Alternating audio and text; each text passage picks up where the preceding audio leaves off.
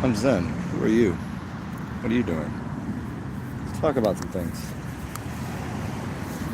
I think we will talk about how to turn your general discontent, your malaise for this whole, what is it? People's complaints and kind of general dismay, and how to turn it into something healthy and turn it into confidence that it's funny. You know, some people want to have delivery, it's kind of dry. You know, it's a very British style humor. But you know, it's like laughing at the most, like, it's just, you go, wow, that's just crazy. That's just crazy right there.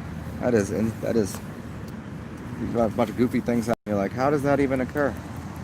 It's like, people always make fun of drunk people at parties, like, oh, what an idiot, he's doing something stupid at a party. I'm like, you know what's funnier? That there's people that do things on a regular basis that are way dumber than you'll ever see any crackhead do, any drunk, any pothead. I think I've seen potheads do more ridiculous things.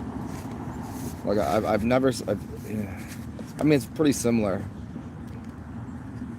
When you're drunk, you might pass out and leave the stove on. Not a good thing, right?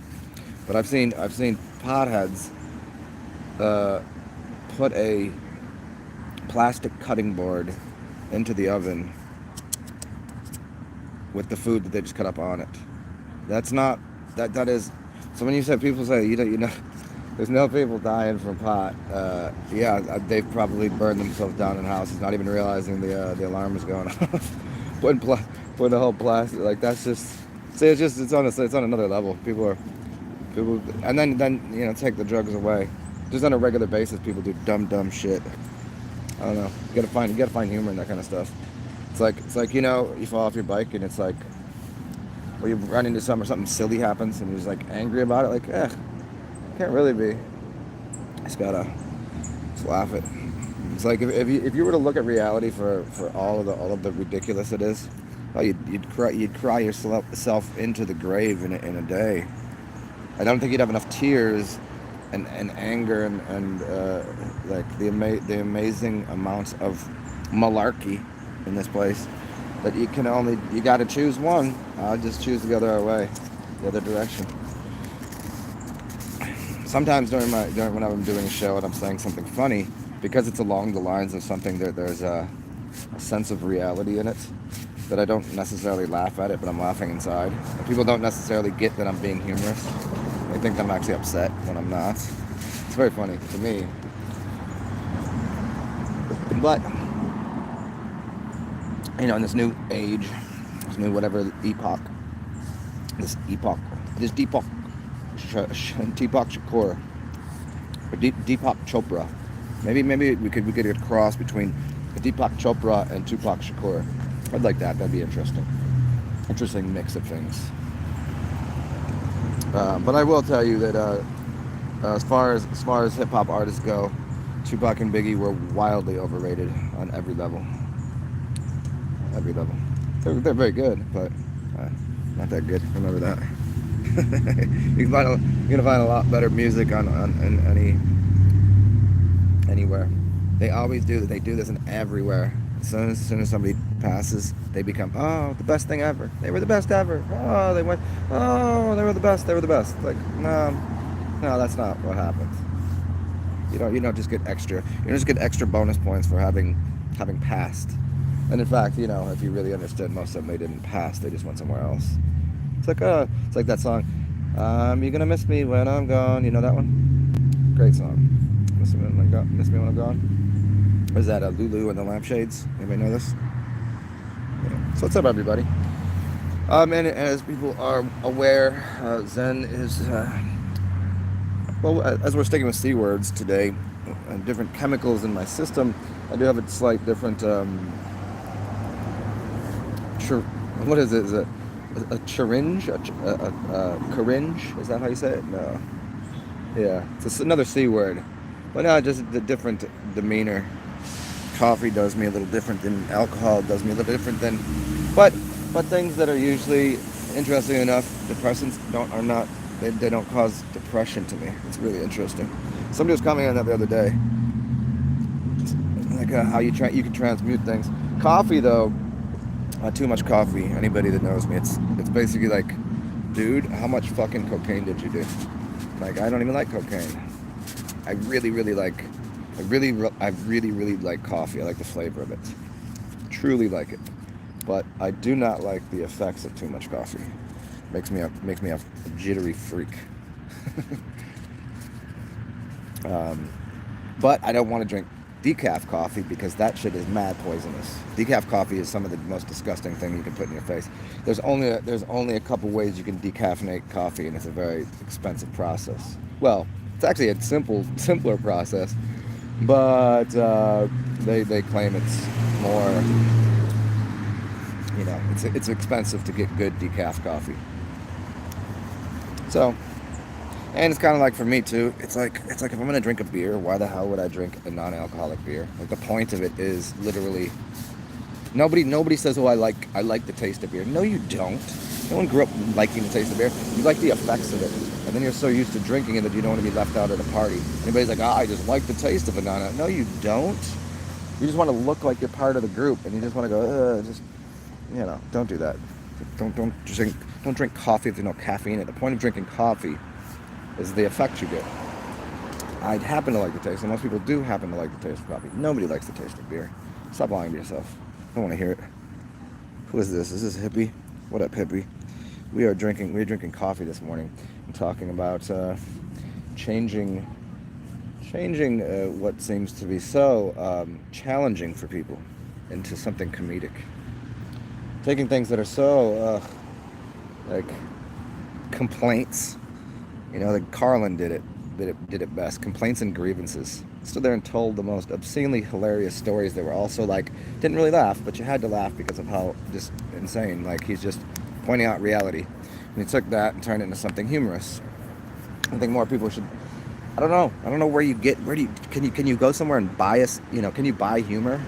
And you should be able to do that. Like, usually going to comedy shows, that's like you're buying humor, but people get so offended. It's like, that's not what you bought them for. It's like if you go to a doctor and you're like, hey, I want to get bigger lips or bigger tits. Like, what do you think you're gonna get? You're gonna get bigger lips and tits, which means when you go out in public, when somebody's looking at your fat titties, well, that's what you asked for. And if you go to a comedy club, that's what you asked for. You're paying for with bigger titties the attention and what you might get, and also, you know, you're paying for the fact that now you got plastic tits.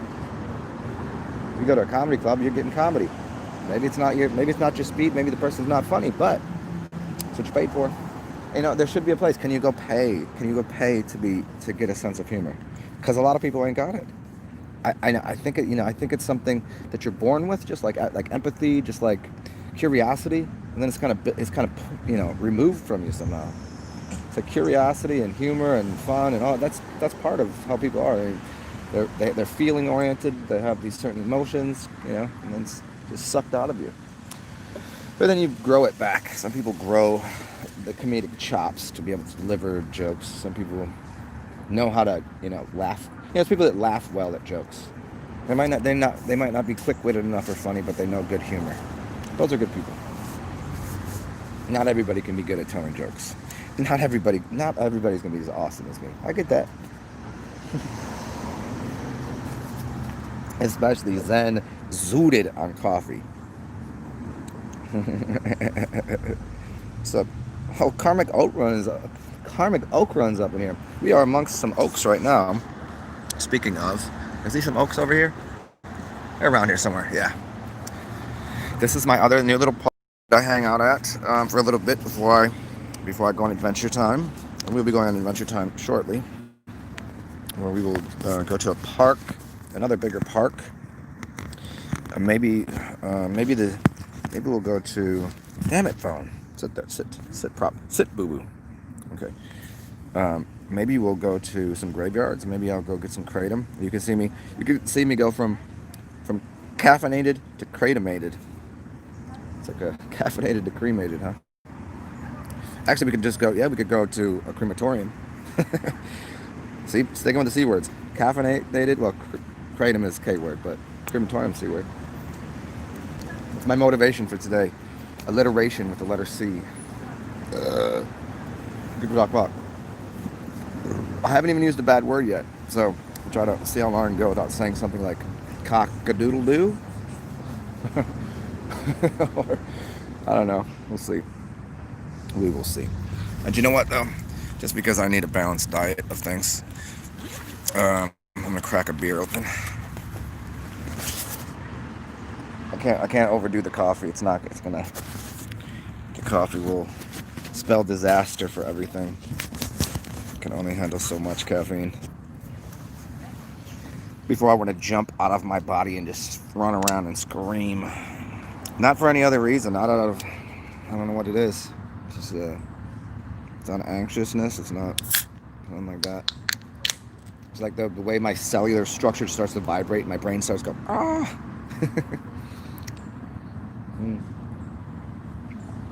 But cheers to whatever time it is, wherever you are, wherever time it is, in whatever place you might be existing.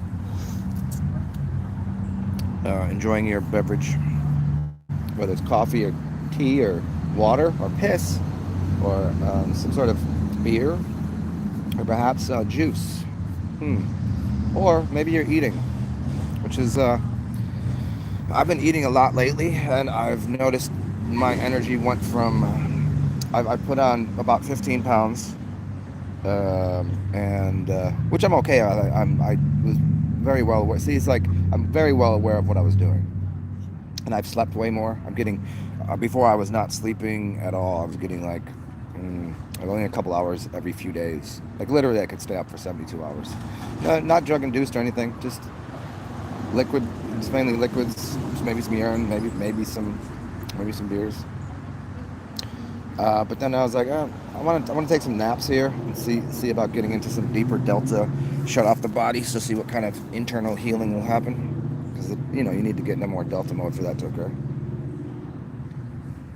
But yeah, so I put on probably about 15 pounds. See what that turns into. Some of it's a little bit of muscles, but mostly just fucking fat.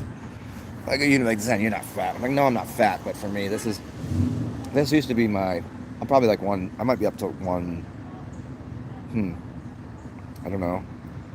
I called my weight the other day. I think I said 165. I might be up to like 170. I used to walk around about 175, 170, 175.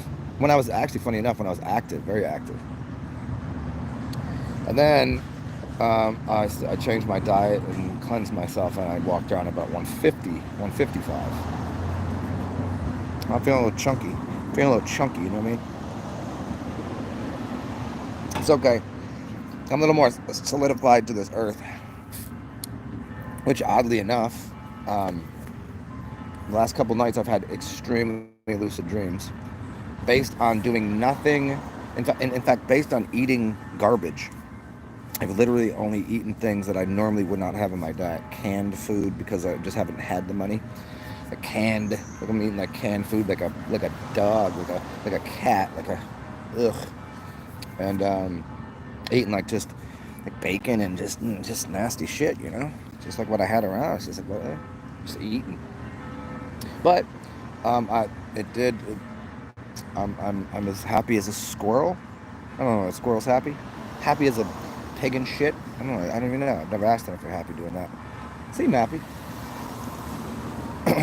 And I've been my astral realm. I've been able to get out of the body pretty easy. Very lucid dreams. Very interesting dreams. And magic on this realm has. It's funny. I had found $5 yesterday, just lying on the ground. And I was telling a story about it, and I walked into the coffee shop this morning to go get a coffee, and I was like, I see what happened. I dropped my $5. So I mean, I had money in my pocket, whatever. I paid for the coffee, and I was like, but it's still going to be out there somewhere. And so I walk out the thing, and I walk around the corner, and like I don't know how many other people had walked by it. It was just sitting there, just sitting on the ground. I was like, that was my $5. I don't know where it was yesterday. Nobody noticed it. And where it was today, I was easily sitting there for as long as I was inside making my coffee. I wasn't like rushing through making it. I was like, people walking in behind me, so I know where people, and I know people walk by the street a lot, so very funny. Walked outside, I was like, nobody even touched it. Cool. So, coming up on things like I needed a pair of socks and I needed some gloves. A couple days ago, randomly somebody had like socks and gloves that they were handing out to these homeless cats, and I was just like, these are some of my people I just hang out with, and they're like, hey, did you need? Because they seen it was like late. I had sandals on. Like, do you need some socks? I was like, you know what? Actually, I do need socks and gloves. I was like, I was supposed to go to the store. I just been lazy about getting to the store to get any. I was like, but give them to them first, whatever, because I got a couple bucks in my pocket. I don't need it like that. And so she went around, made sure everybody had what they needed, and she's like, dude, I got all this stuff. I was like, well, give me 2 pairs. I'll find somebody that needs them. I'll take one. So I came up on a pair of socks, comfy socks too. The day before that, I came up on a bunch of money. I have no idea where it came from. I knew I had X amount of dollars in my pocket, and I came home and I had more money. I was like, I don't know what happened there. Don't know what happened. I'll take it. And I've been having really weird dreams that I actually found a F ton of money, literally like $25,000. It's crazy. But I was a super lucid dream. $25,000. And I was just like sitting there like, why am I the only one that sees this here? It's like, fine, I'll take it. Nobody else wants it. Fun stuff, huh? So how's everybody's day going? What else should we talk about? How to turn a negative? See, it's not. Maybe that's the dilemma for people. They see negatives and positives as good and bad. No, you have to see negatives and positives as ground, as an electrical system. There's nothing bad in a negative system. There's nothing good in a positive system. As people start to delineate their ideas of what they believe the universe is, in a new way, rather than saying positive is in opposition to negative, as if they're opposing poles. No, they work in unison of the same pole. They are the same pole. They just make a connection. So the ground, which would be negative, and the electrical system would be positive. You know, the air, what's up there, the ether, or the electrical energetic thing. Once you put it through there, it's literally running. As it's running through, it's running in both directions. It's alternating current from this to that, right? I mean, even depending on how you wire things. But nonetheless, people stop thinking of things in negative and positive terms, and just think of it in a term of ground connection to the air, like to the circuit, right? So, in another way, from a spiritual level, you would say that you're connecting Jesus Christ with Julius Caesar. What does that mean? Jesus Christ is your imagination, which is equivalent to the energetic force that makes everything function to become something that's solid, but is not solid. And then Julius Caesar is the earth that is solid. It is the form of something. So if you consider it that way, if you use the ideas that you have in your mind of what things could be, that is what you would call the positive, instructive energy of your electrical system of your brain, your imagination, your creative meta realm, metaphysics, and so the meta would be the Jesus Christ, and the physics would be the physical landscape, which is Julius Caesar, and so it creates Jesus Christ, the idea, the imagination creates makes the things that are form. Julius Caesar is the form, but it creates it into a form. It works in unison. Don't praise Julius Caesar, or you don't praise the thing on the ground and take something as an idol worship, and you don't worship over the Jesus either, because each one has its place. With no physical landscape, you don't have an experience, and with no imagination, you're nothing but a created entity of nothing. Right on time. Ching ching. So, the same way you can look at all the dodo birds around you, and the doofies and the goofy heads and all of this, and just use it in a different way. Use stupid things that are going on and use it for humor. What else can you do with it?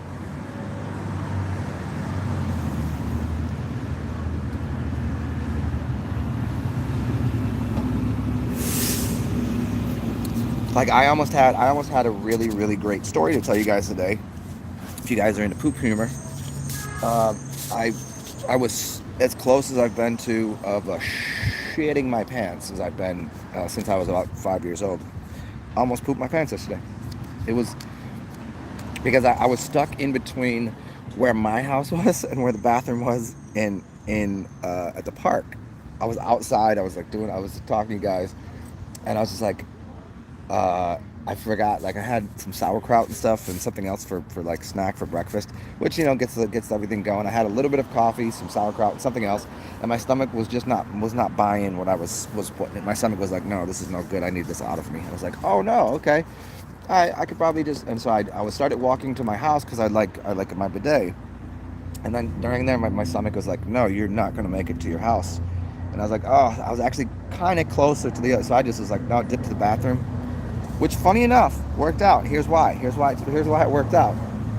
It didn't become a me shitting my pants story. It became getting there just in time, and then finding $5 on the floor when I'm leaving. So actually, it worked out. I won. I did not shit my pants, and I got $5. So it was close to, you guys can laugh at me for putting poop in my pants, and I would have to tell you what happened about like throwing out my underwear in the thing, and what a mess it was. No, no, you don't get that story today. No, not today. I got $5 from that, which became this coffee, and a dollar tip for the coffee person. I wonder, for people that go to coffee shops, because I'm not a coffee shop kind of guy, right? What's up? Who is this? It is Eyes here. What's going on, man? Do coffee shop people tip as much as bartender? Like, if you go to a bar versus a coffee shop, tipping is way different, right? Like at a coffee shop, you have to be coffee shop, someplace you get free refills, right? Maybe two, and then you kind of like just tip and you be nice. But when you get a beer, like, does everybody just always just tend to, no matter what you get, like it's like you throw them a buck? But then sometimes if you get like an order for everybody, you tip almost 20%. Like the first drink you're probably tipping more because it might be a $3 drink and you give them a buck. Like that tip should be really what, 66 cents, right? But you over tip, right? I don't know. But a coffee shop, you're not going to drink 12. You're not going to go up to the bar 12 times. You're not going to go to the coffee thing 12 times. If you have 12 cups of coffee in a day, you're something's very, very wrong with you. Like that's a serious problem. Way worse than drinking 12 beers in a sitting. I know normal people that can throughout a day drink a beer and just you wouldn't even know. But I've seen people that drink, even if they had 6 cups of coffee a day, they are spasmodic, out of their mind, smoking ciggy butts all day, just plowing back coffees. Maniacs, yo. But I digress on my poop story and coffee and beer stories. We'll get into some more coffee and beer stories. Maybe we'll talk about chicory and coffee. Maybe we'll talk about how beans are grown. I don't know, whatever you guys want to know. I mean, just ask me some weird shit. I probably might know something about it. I was thinking earlier today, I should go onto those, like, those websites where like, hey, can you answer a question for me because I can't quite find the information, and then you answer it, and then somebody gives you like tokens, like, I don't know, like what, like what I'm talking about. There's a couple of those out there, but it's usually point specific, like, hey, I don't know, I need to know something on vacuum cleaner, and then somebody finds the exact information, or they're a professional vacuum cleaner guy, and they'll answer the questions. But I could just do like an overarching, like, hey, I'm not going to tell you exactly the source of this, and I don't want to type it either. I just want to, like, just here, I'll just do an audio for you. Anything you need to know. If I don't know it, I'd be like, gotta ask somebody else. Sorry. Next. Next. Oh, and here's why I was thinking this. Because I was listening to somebody that said they were talking about people that are well read. And what I've noticed, I really thoroughly enjoy a good portion of the time that I'm talking to people that are well read. But that does not imply that they can connect dots, or that they have an overarching view of how things function. I'd much rather talk to people that have, lived a very weird, large life, that maybe aren't book knowledgeful, because they have more applicable knowledge of the way things function. You know what I mean? Where some people that are book smart, a lot of fun, they know a lot of trivial things and some scholarly things too, no doubt, but they oftentimes cannot make the dots meet. they're well read. If you really understood where books came from, there was a reason for books, and it was about training people. It was not about. In one way, it was enlightening people and helping them understand things. In another way, it was enslaving people. The ability to read, some people say it was reserved for the rich, not for the poor. Well, some books, some languages, but other languages were given to the poor people to use as instruction manuals. So knowing how to read was not really. It had a dual purpose, just like just about everything has quite a dual purpose to it. Most people say, "Oh, nobody could read, slaves couldn't read." No, that's not true at all. It's like, go to business meeting with somebody that's Chinese and somebody that's they always act like they can't speak English, and they always have the interpreter and they're talking Chinese. Everyone there can speak English except for the English guy that cannot speak Chinese, so they don't know what they're saying. They just want longer to consider what's being said, and they want to, nothing. So, yeah, there's power in understanding languages, but there's also, if you don't understand their original uses, you won't understand what they're used for, and you can become a victim of the language. And that was the Tower of Babel, and making people babble and putting different languages was to split apart a common unified language and put it into different word forms and symbols and sigils, and becoming letters and becoming words and becoming spells and things. And then nobody knew that they were casting spells. They thought they were just reading something, not understanding what was happening. Yeah. So, what's going on, everybody? Yeah. There's a few different kinds of well-read people you'll find. Like most people would probably assume I'm well-read. I would not say I'm well-read at all. I have read quite a bit. I've had a lot of books. I'm not the kind of person to sit down, like if you're like, hey, what books have you read? Like, people are like readers. They'll sit there and just get a book and they'll read it front to back, and they spend like 6 hours. No, that's never me. I've done that with maybe 5 books. I've been in one sitting, I've read a book front to back, or a couple bigger books, maybe over a couple days. But other than that, I get books. Oh, I'll finish them. I'll get through them, but I'll just read like a piece of the chapter, or, flip through and find something that interests me, and eventually I'll get through the book. But to say that I just sit there and read it, and a lot of books, audio books, and some I've listened to people that have read the books, so they've kind of condensed the knowledge already. So yeah, man. Yeah, well read. I wouldn't say that I'm well read. Well scholared, sure, but trivial knowledge, not so much. People are like, dude, I would love to do go to trivia at the bar with you. I'm like, do you know how we would not win? Like, I don't know that shit.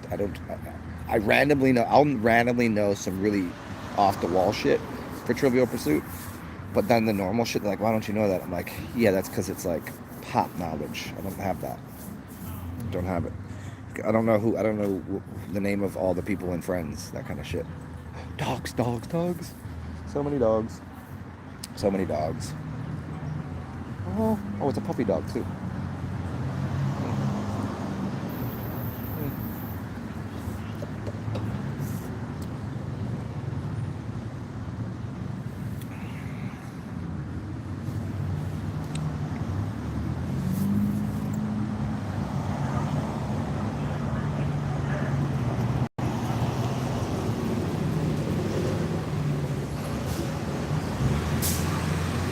It's kind of like the old saying, like, I'd rather learn how to fix a car from somebody that fixes cars than from somebody that read a book on it. You know what I mean? Even if they could tell, like, it's like, do you want to learn how to climb a mountain from somebody that like they watched all the movies and read all the books, or like somebody that's actually climbed a mountain? Like, it's pretty clear.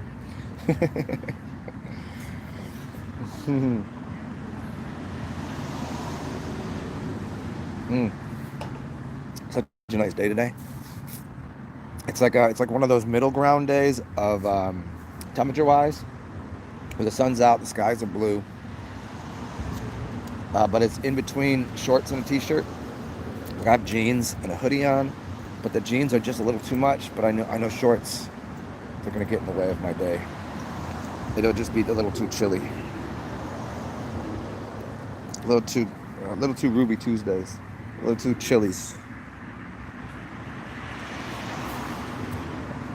Yeah, life is experiential, huh? That's why some people will get broken in the experiences. They'll get broken in the experience and then never want to experience again. Like you get your heart broken, you never wanna be in a relationship again, that kind of shit. You know, fall off a horse and you just don't want to get back on, kind of shit. But as they say, it's called what's it, kitsuju? How they spell it? Kitsuji. It's like the arts of taking broken pottery and putting it back together with gold. You know, so it's more valuable and it's stronger and And I think it was Ernest Hemingway that said some people get broken by this reality and never come back. Others, the places they broke are their strongest points. Yeah. I mean, have you ever broken a bone? If the bone heals properly, which it should, it will heal in a way that it won't. It will be stronger than the rest of your bones.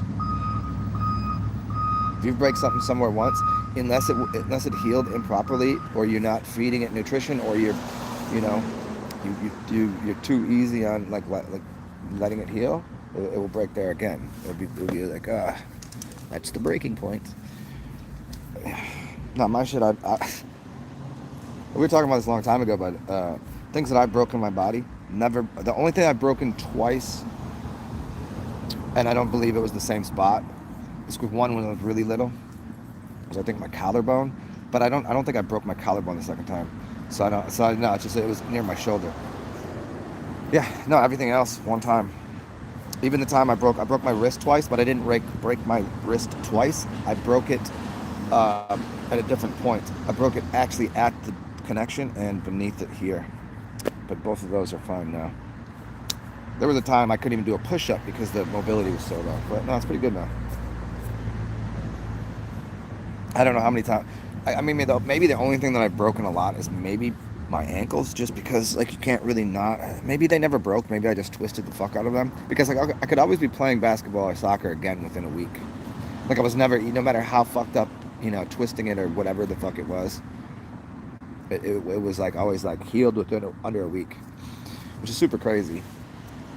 I would just play it out, just run it off. I don't know. It's the only thing I think maybe perhaps, but other than that, everything. I don't know. Everything else one time.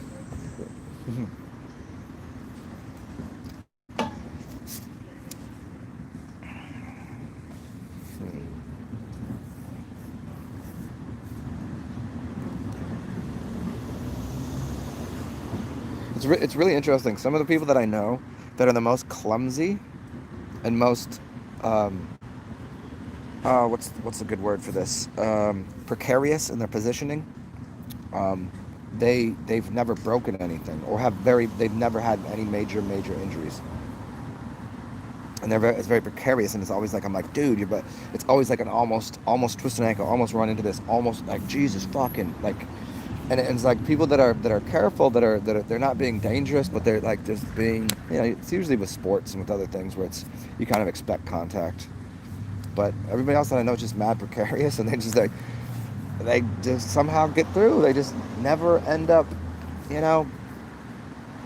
never end up getting hit by the thing, or they never fall in this, never get down. None of that shit ever happens. It's weird. It's weird that way, huh? What's up, Finn? Did I play basketball a lot? Yeah. I grew up playing soccer, and I was mad nice with the soccer ball. I played in college. Basketball, I only played like just now with kids the kids from the neighborhood. That I wasn't really into basketball. But then later in life, as I got into like high school, I got into basketball a lot, because my friends that I played soccer with, they took on basketball to play for the school. Where I was like, oh man, that's what they're doing. So we got, wintertime, you can't really play soccer, what to do? So wintertime I used to play football. So basketball was kind of like a secondary thing. And then there wasn't really a way to play football in the winter because unless you're on a team, ain't nobody out just playing football. So what do? You go play indoor and play basketball. So I really got into basketball.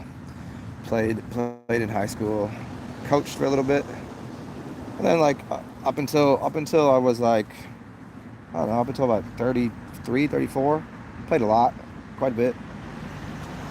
And then it got to the point where I was tired of playing with people that every game was like as if it was a fucking, like they're about to get signed by a fucking pro team, and maybe, it just became too, it's not too competitive, just like the how fucking, you know I can't tell you how many times I'd be at basketball court over here. Somebody would call a foul, or somebody would be like, nah, ball, and they would just like grab the ball, put it in the middle of the court, and just walk off, and just like the whole team would just walk off and just stand there, and just like, it was just so much like bullshit. I'm like, man, we came here to ball, just fucking hoop. Like, you'll be on in a second. This is not game point. Or if it gets game point, and then everybody's like, you ain't getting a bucket, you ain't getting an easy bucket, no matter where you are.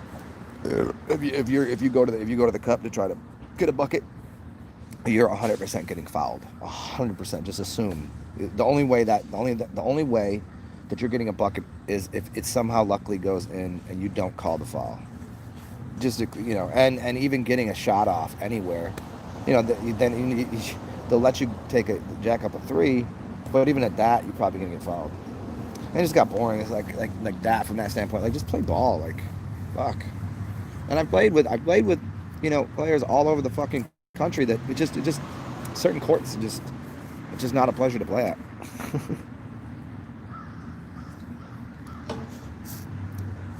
So yeah, but yeah, basketball. I was pretty nice. If I would have taken it up early in life, I probably could have played at a decent level.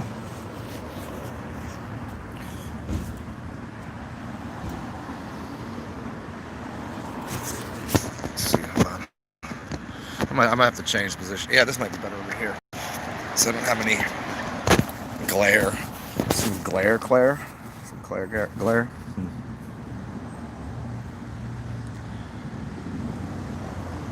Finn, what you talking about? 23 pass dropping in? Yeah, well, it's not too much competition. I'm happy with Oh, dude, I played with some really, really good basketball players. I've played with D3 players. I've played a couple of times with D1 players. I played with dudes in and one. I mean, it's not. Was I ever at that level? No, but could I? You know, I wouldn't not get picked up. I wasn't like, nah, dude, you can't play on this court. I never had that happen to me. I would always get picked up. You know, it's just they just on certain courts they just take shit too serious. That's their court, that's their hood, that's their whatever, and they just don't want to lose. They don't want to lose the game to whatever. Now I played in some places.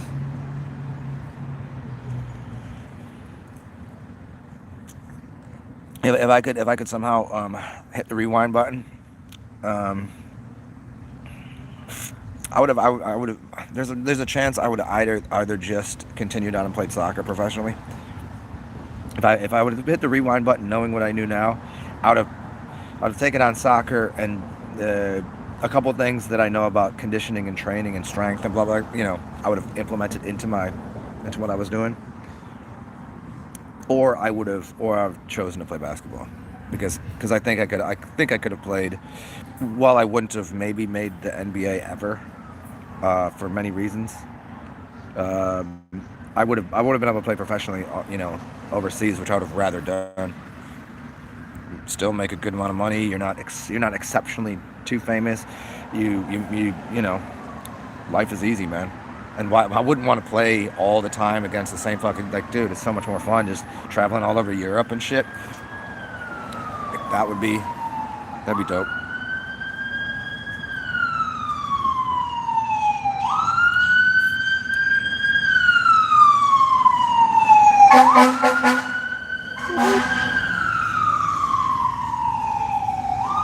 Yeah, it's all about how much fun. Yeah, that's the fun. That's the thing is the fun got pulled out of the game by. It wasn't that I was getting too old for it. It wasn't. It just was like, I was like, how many times am I have to come here and like the game just gets like shit on, and people are just like being goofy. Like, I know sometimes people get pissed and like, okay, that fall was blah, blah, and people were like, scuffles and whatever. But like, I've never been in a court with anybody like, never gonna be a fight. I mean, I've seen almost fights everywhere, almost fights. Never see anybody do some like wild shit. But you always got the two cats that like don't like each other for whatever reason, and that's always a fucking fun to watch. But then what happens there? Then you're just gonna watch them two go at each other up and down the court.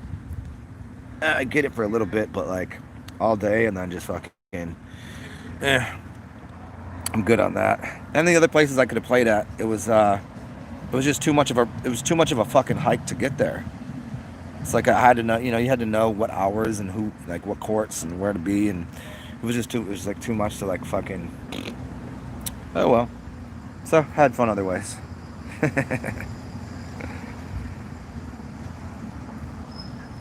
Oh, you got man, yeah. Then you got ego driven with it.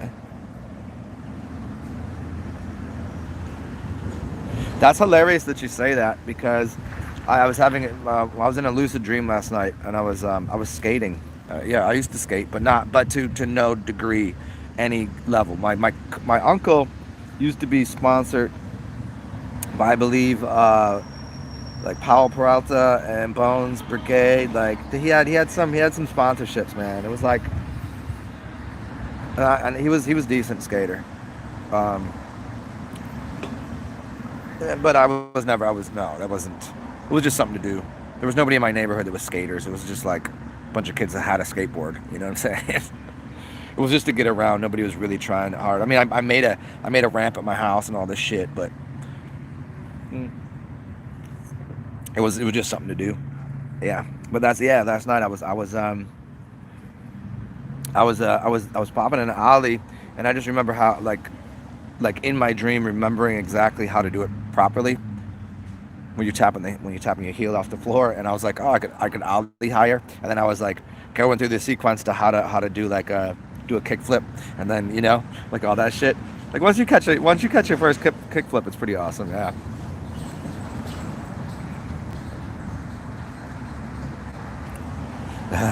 Oh, you did it on grass? I never even was that smart to even attempt it on grass. Nah, I was always on fucking concrete. It was like in the garage in the middle of winter, like just get to it. Oh fuck. Is that gonna be? Oh, that's an elbow. That's a hip. You know what I'm saying?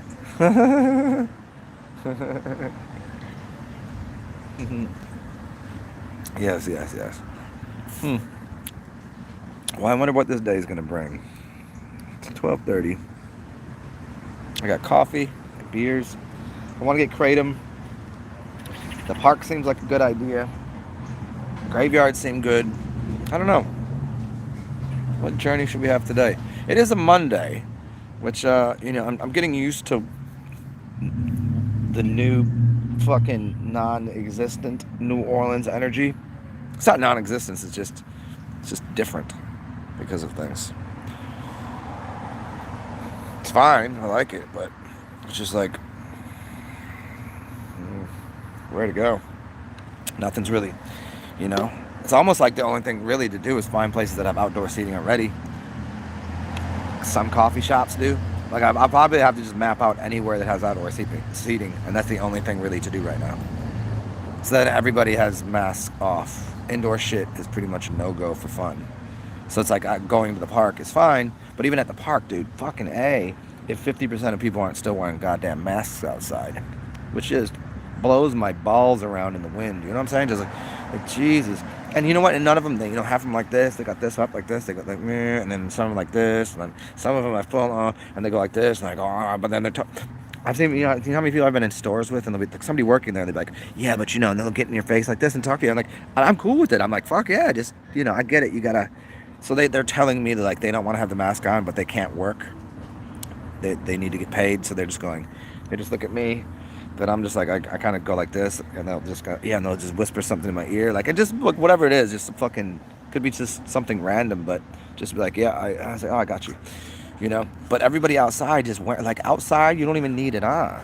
Like, what are they doing? And then come say something, I can't hear you, and then take it off. I'm like, oh, now that you're within my 6-foot radius, and now you're gonna talk.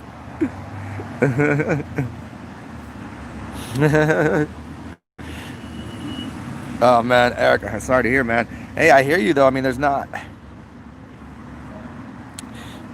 Yeah, yeah, I hear you. I mean, Eric. I mean, it's like you. Not everybody can just, and not everybody will just, say fuck this all simultaneously in unison. It's not gonna happen. It would work. It would work if it happened. If everybody did, and then they have to really, they would have to step that line back really far. They have to like go ahead and just like, oh, we pushed the line too far forward in the sand. We're gonna go back this way, because then nothing would get accomplished, and everybody would just go, okay, people that own these businesses, you're all bullshit. Fuck all this, and then you'd live differently.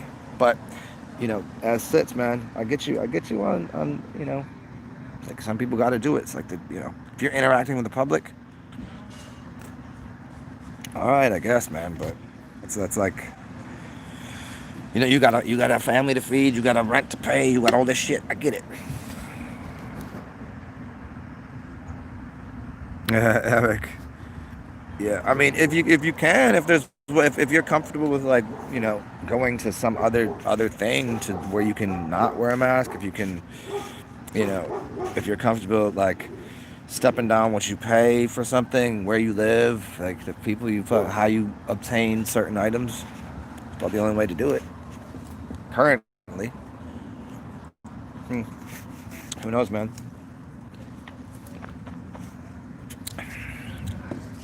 Like for me, at this point, I'm just gonna be implementing all sorts of magic spells. Seems to be working so far. Because I'm really not trying to be without a domicile. You know what I'm saying? I'm really not trying to not be able to go into stores and to just get. There's occasionally there's shit you need and want, and I'm not dismissing that aspect of my life. Whether it's even if it's a fucking Walmart, dude. I mean, I don't want to have to go to Walmart, but and I don't want to have to order everything off a line, like deliver it to me like this. Okay, some shit, cool, but some places I want to go. And maybe that will be the divide. The places that you can go, that it's just pretty much universally accepted. Like here, you can go without the mask on. It's kind of like what are we doing? Fucking speakeasies and shit now? Is that what it is? Is this what it's turning into? Like the people have to go like, oh, it's going underground, bro. Just keep it on the low. you know, is that what it is? So it's so fucking corny, but I mean, is that what's up? Is that what's going on? It's kind of weird. It's like, some people say this is an ancient war that's still going on between two factions of bloods, like blood, the two blood types. You could get into that, but it's like that's just got to just fucking stop. It's so like 1600s, bro. It's so like fucking beginning of time. Like fucking get over it. Like just, it's so simple. Divide up the world into three places. Yeah, then we'll triangulate it.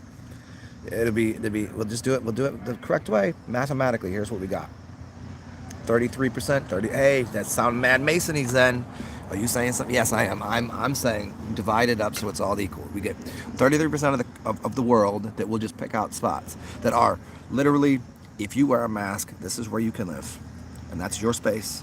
And people without masks will not come there. Don't worry about it. Don't you fucking worry about it. No, we don't even want to be near you. I mean, we would, but okay, whatever. And then you got the middle space, which will be, if you wear a mask or don't wear a mask, you have to respect each other, whatever they want. Like this is what it is. If they got a mask on and you don't, the people with the mask have to respect that you're not wearing one, and the people that are not wearing one have to respect that people wearing masks. That's what they like, and they need their 6-foot distance. And that's that. And the other one is the area where no one wears masks. And if you wear a mask and want to come hang out, I mean, we would be okay with it. See, that's the thing. That's what they don't get. People that wear masks do not want anybody not wearing a mask around them. But people that don't wear masks, we don't really give a fuck. So, in fact, you'd have the 33% of the land that goes to people that, and we'll divide it up. There's plenty of land. There's so much land. And we'll divide it up all nice. And you don't worry that you've got all of your space. No one when you're wearing a mask, no one's going to want to be around, you got it. It's all yourself. Whatever you guys want to do, that's yours. I think that's fair. And then the middle grounds is just as big as the other grounds, and that's triangulation. That's mathematically plausible for a new world. I mean, should it all just be one thing? Is that Is that division? Is that separation? Is that segregation? I mean, it's already happening on a microcosmic level to a degree with people, and it's causing a grand deal of idiotic friction over nothing.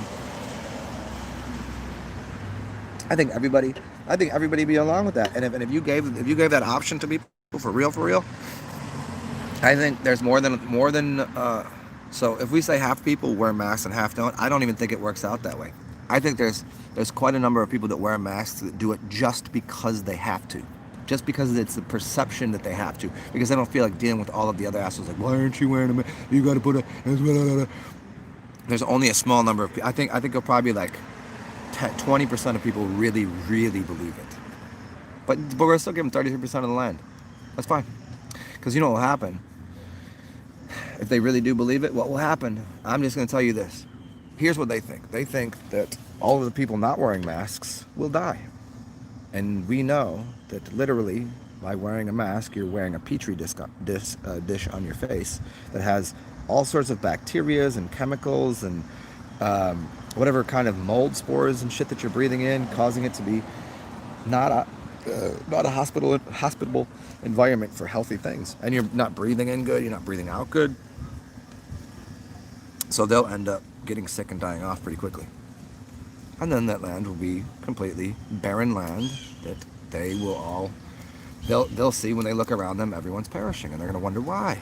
Like, but we've all been following the rules. The rules of not going outside, not getting any sunlight, and they probably won't even notice because they'll be so far from each other. They'll be all in the house anyways. Let them do that. Then people will start make their way in there from the middle grounds where nobody's really, some people kind of fading away, the mask wearers, but whatever. Sooner or later, we'll just all walk into the other land and just go, hey, look at bunch of skeletons and dead bodies and things, and we'll just bury those and plant a new world on top of it. Why not? Because it's pretty.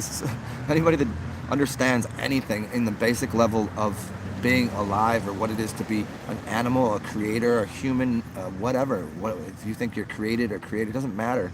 For life and everything is atomic, and for these things, for these structures to live in these toroidal fields, you can't just block off energy from one direction. You can't just say, let's just shut the system. They're shutting down your system. If you can't breathe in, even if you don't believe it's oxygen, and you say, what do you think you're breathing there, Neo? Is that oxygen you're breathing? Are you sure? Maybe it's not. Maybe it's an ionic exchange of energies that is electrical. Maybe that's what it is, but you just can't tell. Maybe what it is adjusting your system from a acid and alkaline balance. That acid alkaline balance is in unison to what the sun and moon do to create an electrical system on this earth with the ground. Hey, but what would I know? I'm some idiot. I didn't go to I didn't graduate any of the universities or colleges that I went to. Hey, I didn't graduate from MIT, but maybe I took MIT classes online. I didn't graduate from any of the 3 colleges that I went to during high school. But yeah, what the fuck do I know? I'm just some idiot sitting on a bench drinking a beer. And oddly enough, how long has it been? 10 months now? I don't even remember. I don't recall being at all sick at all. Yeah. My worst sickness has been my own devices, my own failures as a being towards myself, which means if I get a hangover, I did that shit, I ate that food. I got diarrhea. I drank that wine with the sulfites in it that gave me a little bit of a rash. I did that. And it's inside of me, that's all. I didn't do that to anyone else. They did that to themselves. That's what it is, like, fully about, like, karma and self-responsibility is, like, this, on a cellular level, any sickness or disease you have is already inside of you. You can't get sick from someone else. Yeah, if you can, if your body is in not a prime, if your immune system isn't working at a highest level, yeah, someone else's angers and sicknesses and things, like on a micro level or macro level, somebody that will affect you to some way, sure. But as a general rule, no, you can't really, like, it's something internal inside of you that comes out of you. the sickness isn't in you, it's not going to come out of you. It's just the way it works. According to me. According to me. It might not be true. Somebody might tell you otherwise.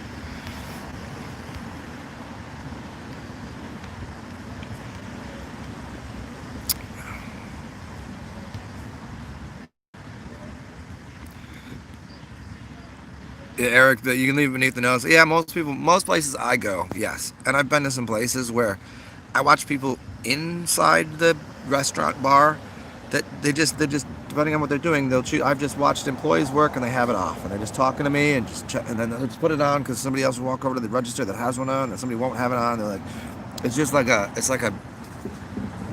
and they've been doing this for months, right? And nothing's happening. I know the people at these places and no one's getting sick. So unless they all magically somehow just didn't come in contact, right? Like, but it's such a fallacy. It's so false. It's a false narrative.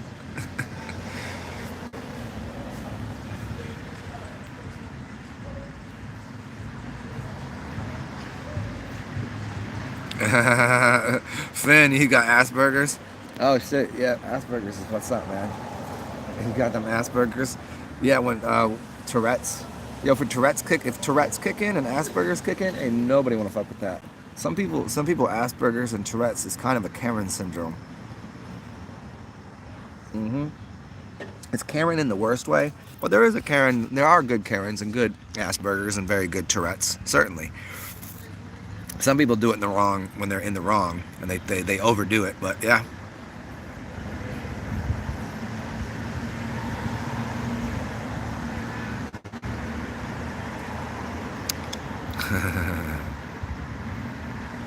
Oh, universal credit. Oh, shit, you get a credit system. Well, debt or credit systems are never in a real system ever work. It never works that way.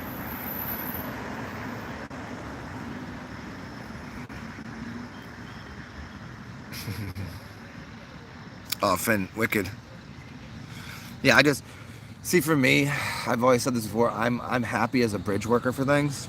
From one realm to another, and in that sense, even here, I don't like. I love the city, but I don't want to live in a major city. I like. I've lived in the city. I've lived in the country. I've lived in woods. I've lived in at the ocean. I've lived, everywhere. Name it. And I appreciate all the aspects, but I don't want to live. I don't want to live exclusively at a farm in the country, and I don't want to live exclusively in a city because they both have something really awesome about them. I want to live in the middle of that.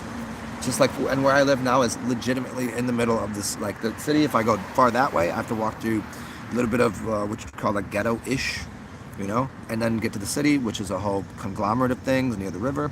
And if I go north, it's very ritzy and white, but it's not white. Even it's not even ritzy. It's like people still get along. Like there's no qualms in New Orleans really that I've ever seen amongst races and species and people. It's so infrequent. In any other city, I could say, oh, certainly not here. But I'm like right across the street is the park, and then down here is like I go there. I can go over to like the Seventh Ward, and that's super ghetto. I go over there, but and then I can go to some of the best jazz bars. But it's just you got to be comfortable walking to somewhere where they're parked on the neutral ground, blaring fucking hip hop music and everybody smoking herbs and having a good time, but drinking out in public. Yeah, you gotta be comfortable with that. So yeah, I like it right in the middle because I can go. It doesn't matter. I can go in any direction. I'm comfortable going there. I just don't want to be. I would not want to be stuck in the country, and I wouldn't want to be stuck in somewhere that's always. It's always just like, shit, is this motherfucker gonna need some money from me today, like homeless people, or is this motherfucker like, is this just old rich white people that got nothing really good to do? They're gonna smile, they're gonna have they're gonna have their little poodles and their, I'm good with all of it. I just, I like the middle part of it.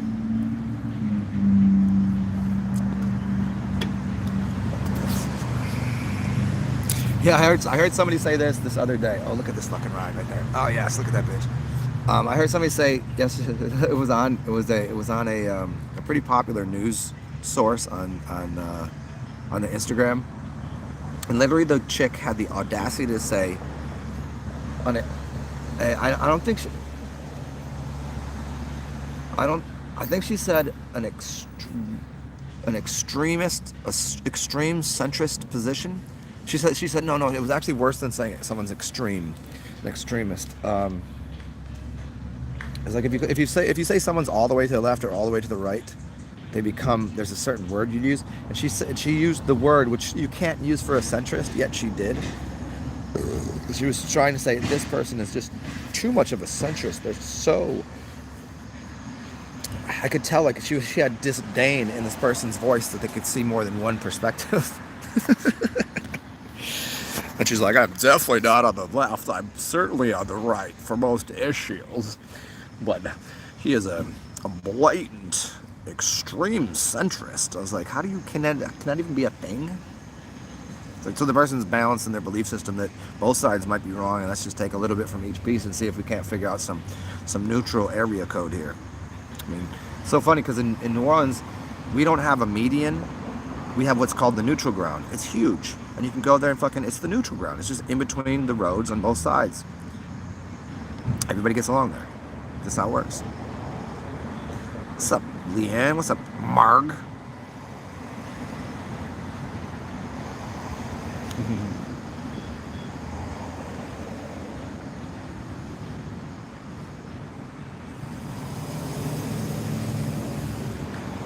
Oh, I know. That's, yeah. And you know what I always find about the funnier shit is like, you go to these places wear a mask and nobody's, okay, everyone's touching everything.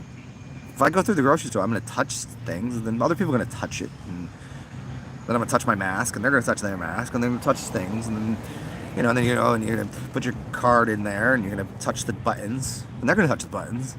It's so moronic, the whole thing. It's so like, I mean, granted, I would happily even give people 3 months to figure it out, like how stupid it is. So the first month that this was going on, I could understand people's concern and worry, like, hey, shit, maybe there is some bacteria that might be fucking you up.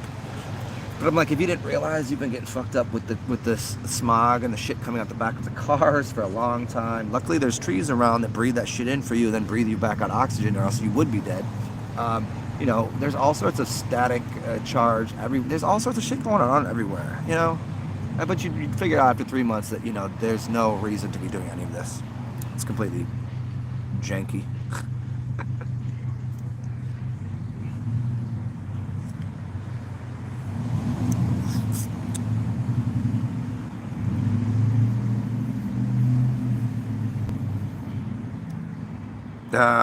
He got pissed and red in the face. Yeah, because he could. Yeah, because as a manager, he probably was a dodo bird. He was a doofus to begin with, and he was not able to exert his power and control and authority over you for his $62.5 thousand a year over somebody that's making $14.32 an hour. You know.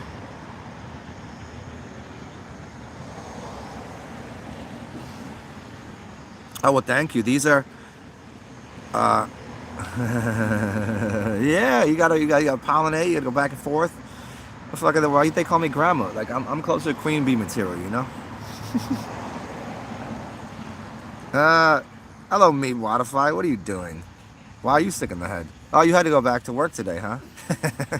You didn't have to go anywhere though. You just had to start doing this stuff again.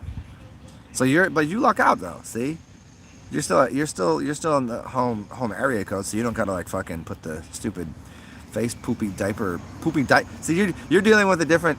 Hey, you're so you're dealing with different kinds of poopy diapers. See, I have to deal with these people on here and their poopy diapers. You have to physically deal with poopy diapers, but you don't have to put a poopy diaper on your face.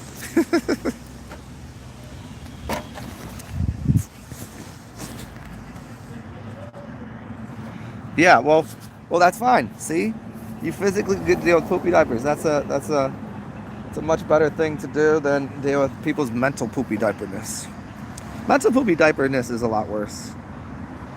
He pooped on you yesterday. Got him. You know how he did. You know how he pooped on you yesterday, Ami. Oh, oops. Can I say your name there? He pooped on you because he knew you were going back to work today. You think these children don't know better? You already know they know better. He's like, I know she's gonna go work tomorrow. She's gonna be paying me less attention.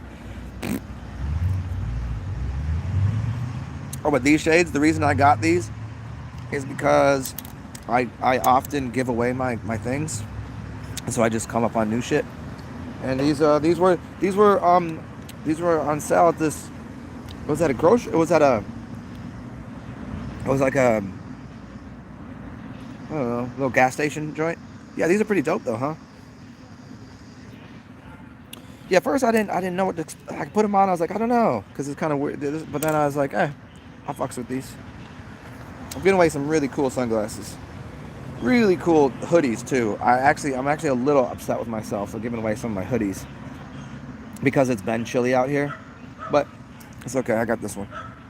This one smells like me. It smells like a faint aroma of weed, definitely a sweat from alcohol, a little bit of barbecue baked beans, definitely a little bit of coffee.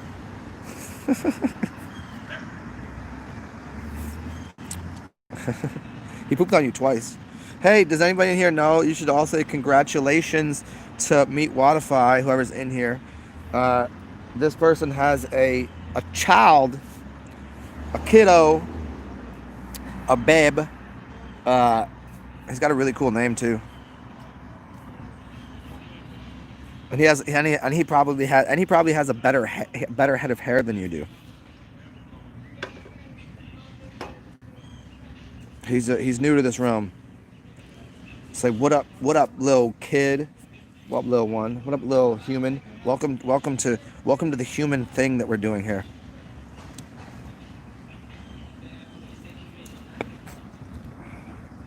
Grazie.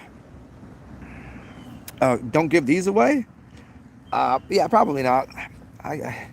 Well, see, giving away them in the past was not a big deal to me because I could go to the French market and get, depending on who was there, you know, I could get 3 for 20. Sometimes, well, no, actually, I could do. Sometimes you could do 2 for 10, really, which was dope. 2 for 10s. And then if you got the higher, the higher classier ones, you could do like 3 for 20s. So if I gave a pair away, or sometimes I would trade them. But yeah, they're pretty dope, and they work well with the hat too. Multifunctioning.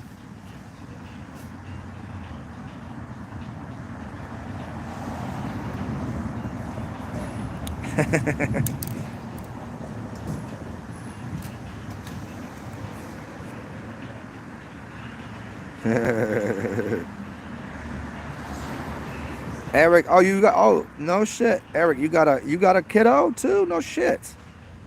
It didn't come out of you, did it? Let's hope. Unless you had a really large it's too early for jokes like this. Oh, stop it. I was just saying if you had a really large pee hole. I don't know. As he pooped it out. Uh.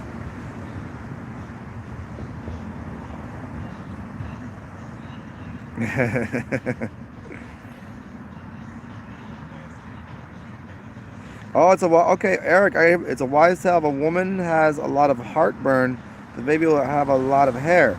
I don't know. I don't think. I don't think Meat Wadify ever had any um, stomach issues. Although heartburn, perhaps the actual heartburn, perhaps I don't really know that much about that part. But I mean, when you say heartburn, you're usually talking about like a acid refluxy kind of thing. But I don't know that was ever a thing.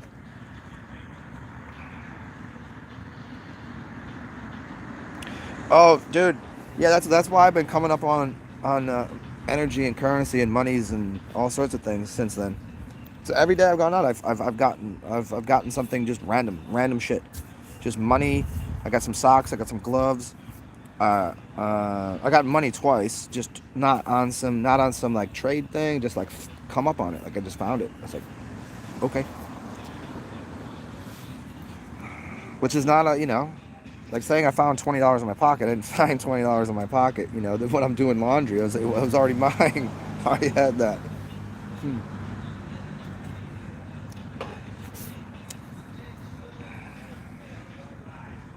Or go watch it. It was damn delicious too.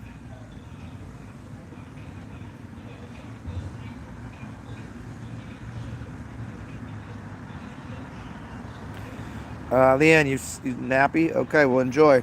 That's so funny. I just earlier today I was looking at a meme. It was about a it wasn't really a meme. It was just a picture of a sloth. It says, "You know what I'm gonna do today? Nothing." I was just sitting there like laying down on a branch. It was hilarious.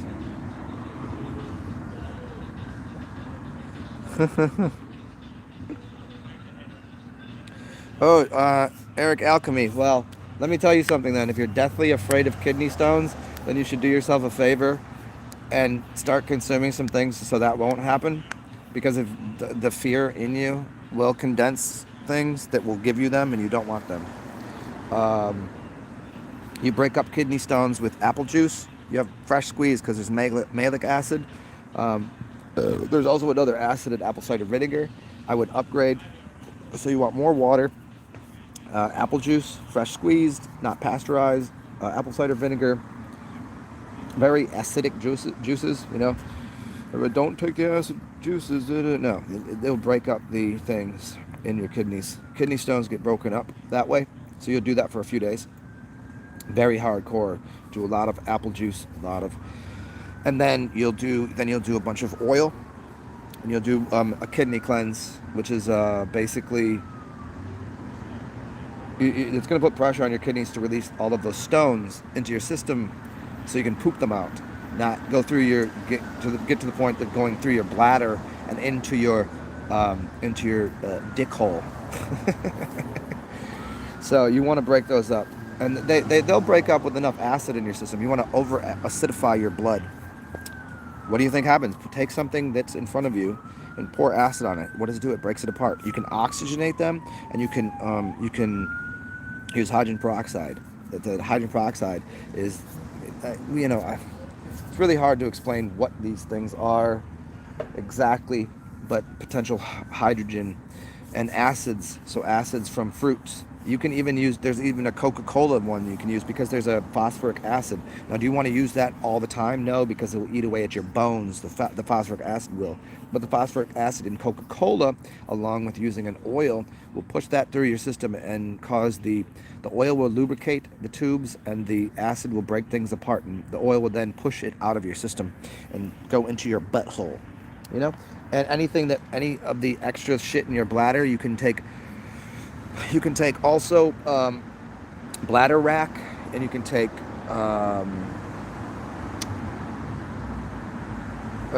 there's one more good thing for your kidneys. I think you probably want two more things that you could use here is marshmallow root, which will keep things lubricated, and another thing for kidneys is somebody could probably pop in here with what it is. It's a specific herb, and I'm just tripping on what it is right now. And a lot of these things, when people take them, they think they just have to take them as like a singular thing, which is fine. But a lot of these things, 90% of them you can put in a meal and they'll taste good in the meal. It's not like, oh, just add it to the meal. It's like, no, it's like cilantro is good for cleaning out heavy metals, and cilantro tastes good, and blah blah blah, and sage is good for this and that, and it tastes good in a stew. So there you go. Yeah, kidney stones no good. Hydration,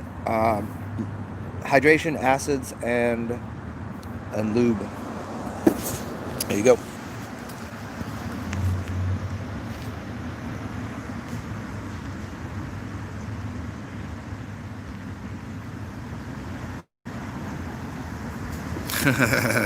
Lemon juice is also good. There you go. Citrates. Yep. Citrus. Anything? Yeah, citrates. Citrus acids. Yep. I would do at least 3 days completely. Stick with the acids. You could do some pineapple. You could do lemons.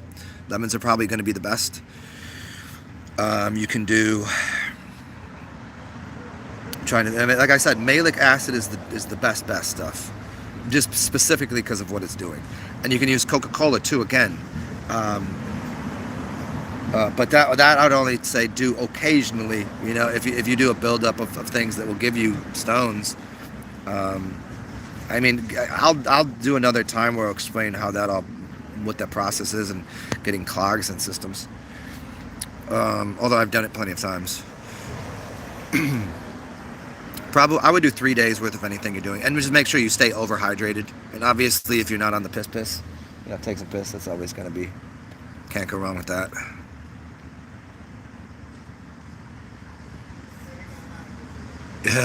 Carson, that's good, man. You're missing huge amounts of sediment. That's good, man. So you probably had things, stuck in your bladder that got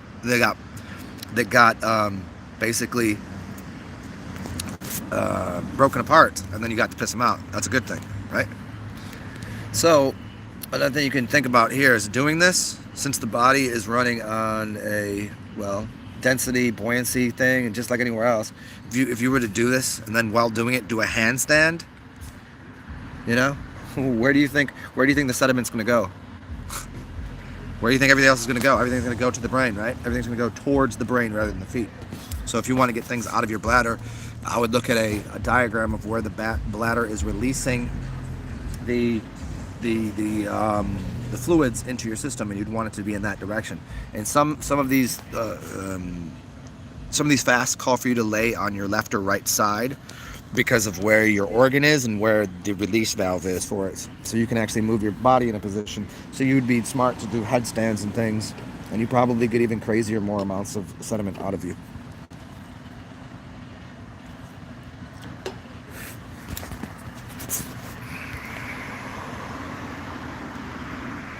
Yeah, there you go. Peace out, Eric.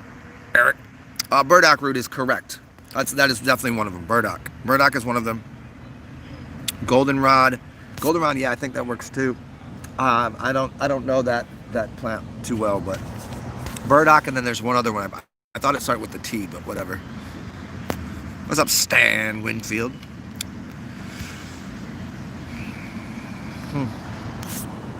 Let's crack another beer here.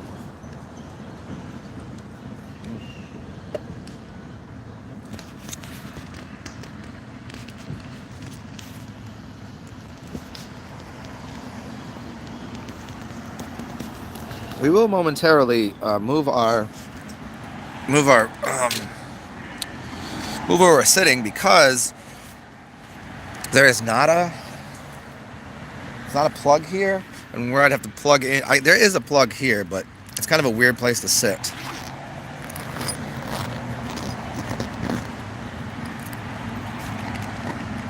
Look at the other parks. There's some places. The other places I can park my ass and plug my shit in. Plug your shit in? What does that even mean? Yes, plug my poop hole into the wall. And we'll go to adventures. Got like 55% on here. And yeah. Opa. Nom nom nom nom. Cracking beers.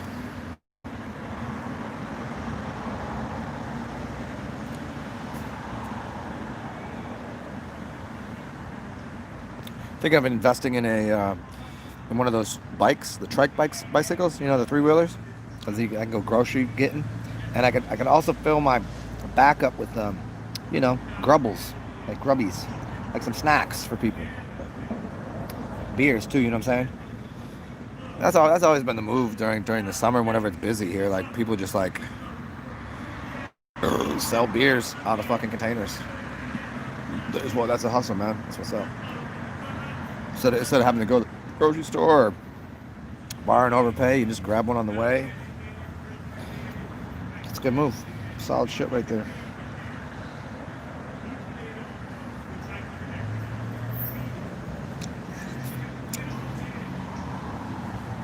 Well, what's going on here?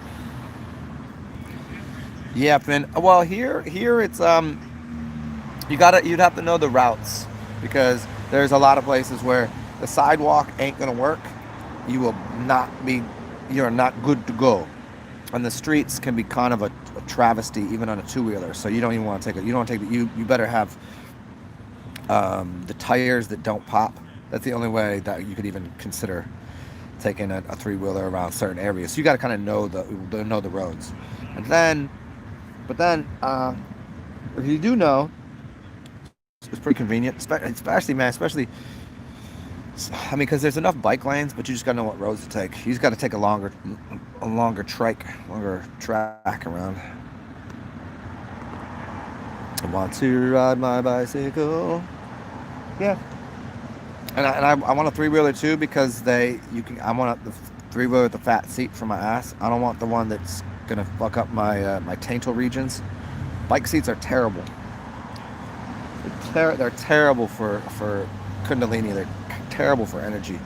Like if your boy got fucking nut cancer from that dude that was riding a bike, what was his name? Lance Armstrong. Like, oh, he did it because he was taking steroids. No, he didn't. Did you see the size of him? Steroids wasn't doing that. It was the fact that he was sitting in a fucking bicycle seat, and it was causing pressure to be put on one of his major. You can't. That's not healthy. That's not good. You gotta be on a bike seat that's on both of your sit bones. You know, those two bones there are your asses. That's where they're supposed to hold you up. Not supposed to be holding you up in between your cockle balls region and your taintal and your butthole. That's no good. That's no good. No bueno.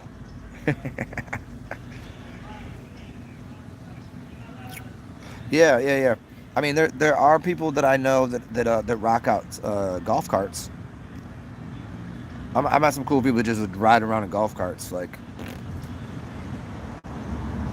the rules here are just basically, don't be driving like an asshole or drunk, but you can just drive golf carts around.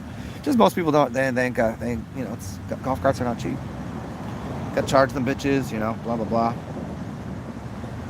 And depending on what you're doing. Like you can't you don't want to get your shit stolen. You gotta lock it up. I mean, there's a whole thing to it, man. I had a buddy that had a golf cart that had like a speaker system in it. Shit, that was bonkers for festivals, man. He would just roll around during festivals, just picking people up. You need to ride somewhere? What you doing? Yeah, cool dude. I mean, cool cross-dressing tranny.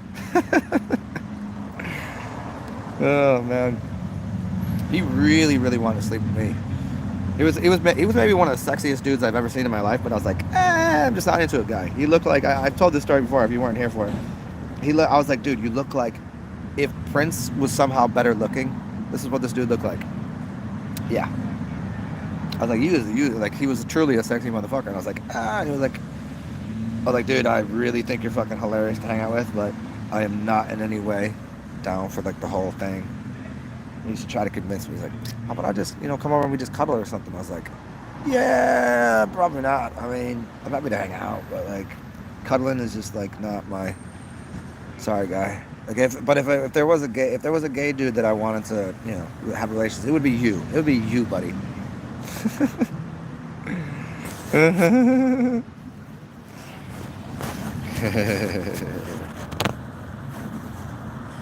Yeah, the gears. Well, yeah, I mean on the three-wheel, if you had the nice seat with the back recliner and shit, yeah, and you're kind of laid back in the lower one, that's cool. And there's an older chick that rides around. She's like church old lady church, right? And she got the speaker system on her joint. She got the battery speaker system, and she just got the goofiest, craziest gear, and Jesus loves you, and all that shit. Just rides around, just getting it all day, all over the city, and everybody knows who she is. She's just like, hey y'all. She's just pounding out this like whatever kind of fucking music, like just New Orleans bounce and like some church music, some of it like just whatever, jazz, whatever. Just rides around the city. I don't know. She got to be pushing like 70 something. Just rides her bike around, speaker system blaring. It's crazy.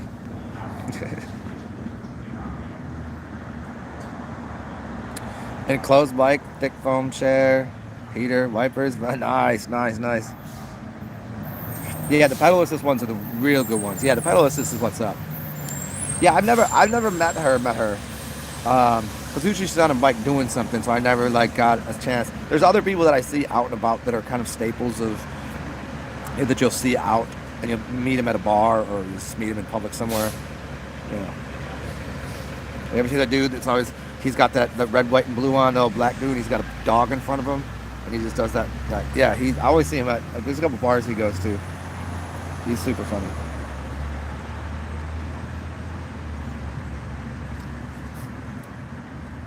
The dude that does the Transformer costume, the yellow Transformer costume, I don't know who that is.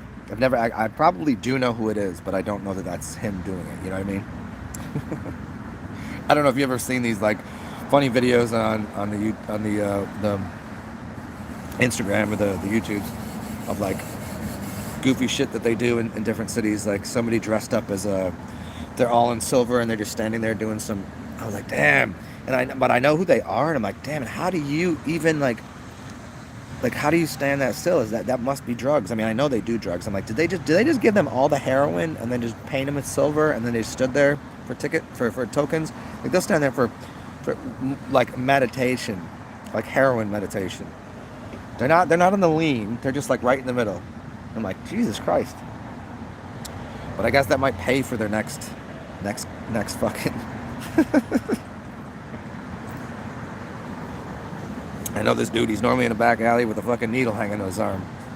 Hey, you want a job, buddy? What's it pay? All the heroin you want. Yep.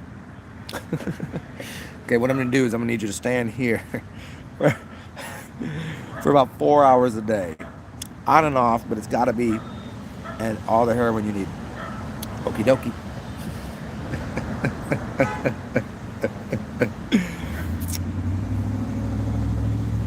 I mean, it's no doubt. I mean, I know fucking so many people like, yeah. It's really weird knowing there's a bunch of musicians that I know that I'm always just astounded that they don't.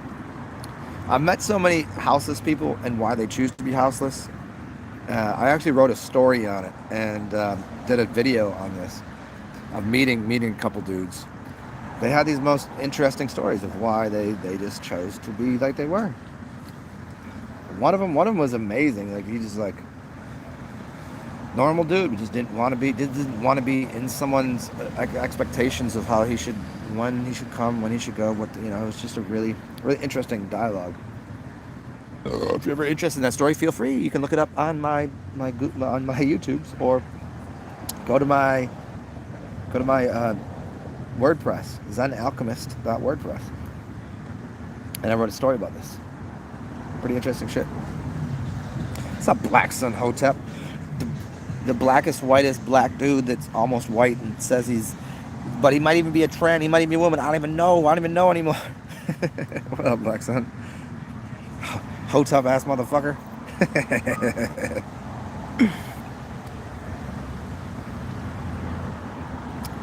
So whoever wasn't here for it the other day we were talking about, like I always assumed just because, and we got into a conversation about actual meanings and implications of what people call hoteps, and it's pretty interesting.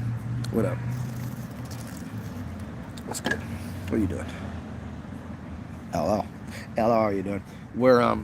I'm at beer number 3, and a little ways into some coffee. I almost have to pee, and I'm considering which way I should go. Whether I should go get whether we should go to the graveyard, whether we should go to a different part of the park. But I definitely need to plug my phone in.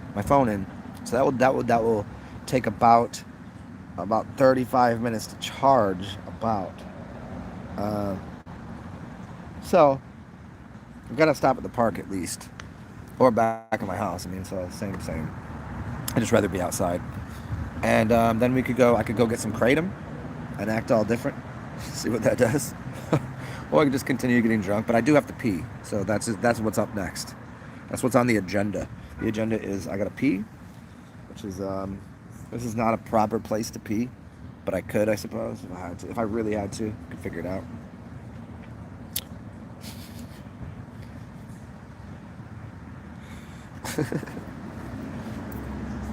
Oh, you didn't know I had a WordPress fan? Yeah. That's so people always ask me like, like, dude, you just came out of nowhere making videos with all this crazy shit. And I was like, dude, I've been done knowing shit for a long time. And I just never wanted to make videos because I didn't like the sound of my voice, nor did I think I was going to look good on camera. Because, some days I'm like, damn, I'm good looking. Other days I'm like, you are a fucking stupid pile of shit. You look stupid. And that one to my, like, I don't think I can do videos. And my voice always sounded like not. I don't know. Nobody ever said I had a dumb voice. I don't know. Oh, another red-haired chick with a fat ass. Yes. Um, so I used to write a lot. There was a time I was terrible at writing, and then I became what I think is a very prolific, proficient, and my punctuation isn't great, but writing I'm pretty decent at. Considering I can talk the way I do, imagine if I just took a little time and just corrected the dots and the commas and the things and adjusted a couple words and just made sure. Yeah. So that was from 2011. What? When did I start that?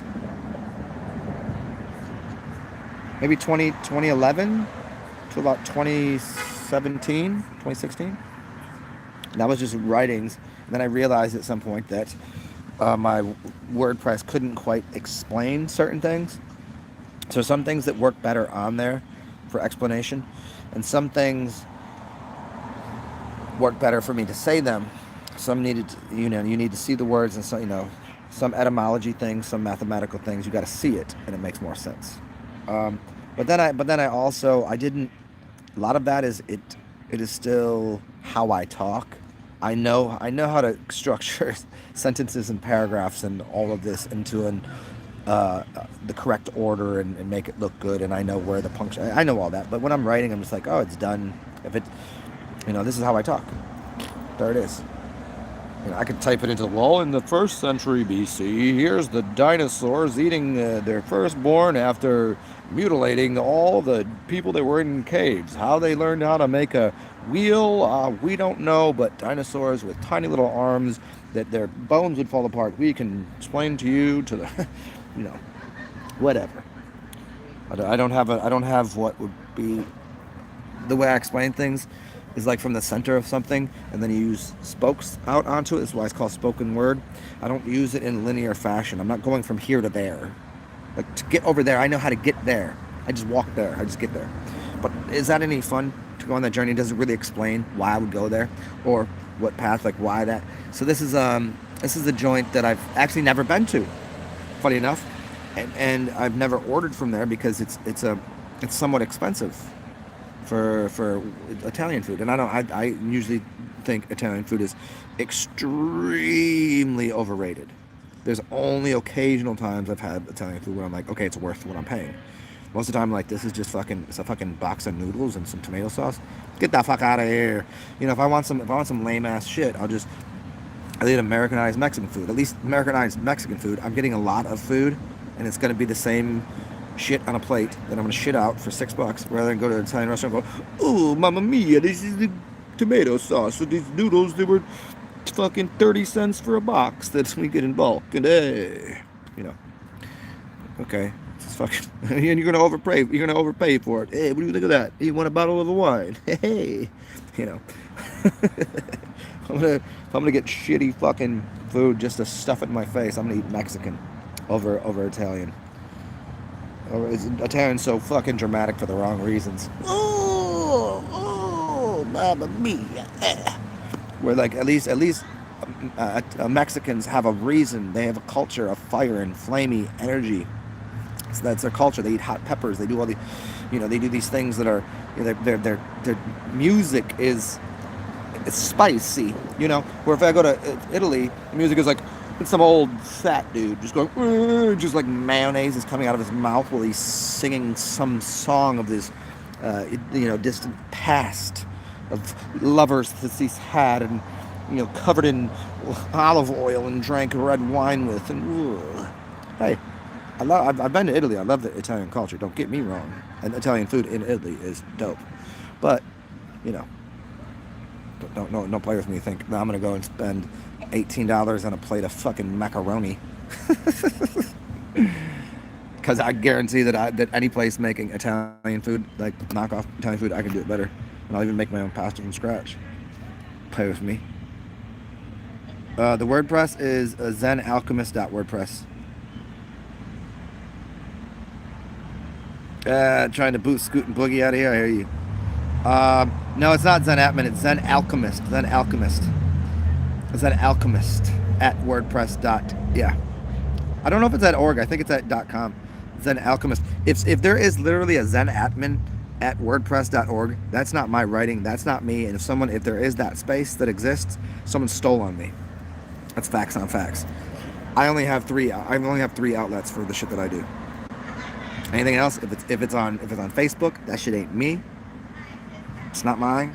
If it's not on my channel, that shit is stolen. If it's not here, on Instagram. Like Instagram, I don't share shit with. I mean, it's just for fun for people that I know. So I'm on here, and then I got a couple other. You know how to find me. But those are like classroom settings. Like, but no, on the internet. Nope. This is it. This is about the size of it. I mean, I've been told about fast people had like Facebook pages with my shit on it. I'm like, it's not mine. I don't have a Facebook page. Hope you didn't give them anything. That's not me.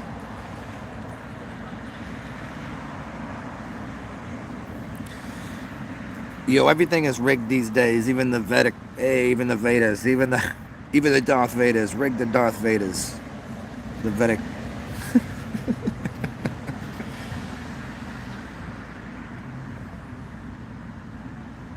Yeah, I think it's. I haven't looked at it in a while. I think it's just that. I think it's .com. Yeah, Zen Alchemist. I think it's zenalchemist.wordpress.com. I don't know. Somebody once you look it up, just highlight and put the shit in there. Whatever WordPress shit. You just go to WordPress and you can put my name in. Zen Alchemist. Yeah.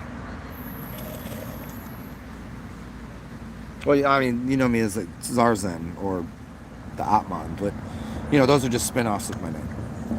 I am Zen Atman here. Yes. But the Sarzan is funny on Instagram because I like it. It's funny.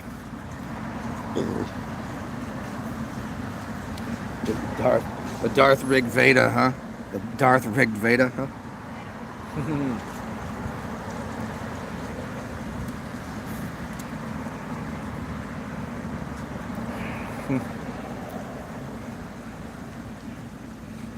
Right now, I'm not a big.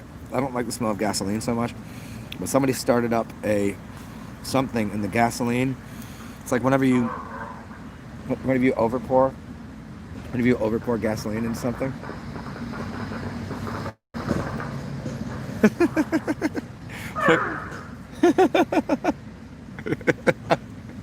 My man's got a funny. On his truck. I think he has like one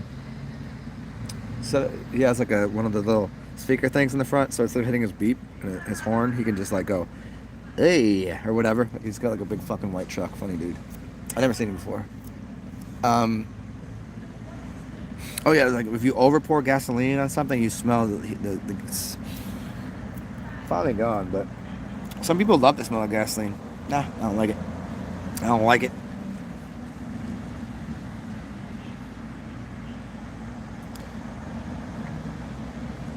Yeah, the Sanskrit mantras. Yeah, wicked. I mean, I'm not familiar with it enough to speak on it to any level. I'll dig into it. I mean, I know of it. I know the idea, but I couldn't. How I can go off on other shit. Like and just I can't. I'll go deeper into that. I mean, I know about why certain languages are bases for cymatics and things, and why they're the original languages. Sanskrit and Hebrew and some Latins and some different things.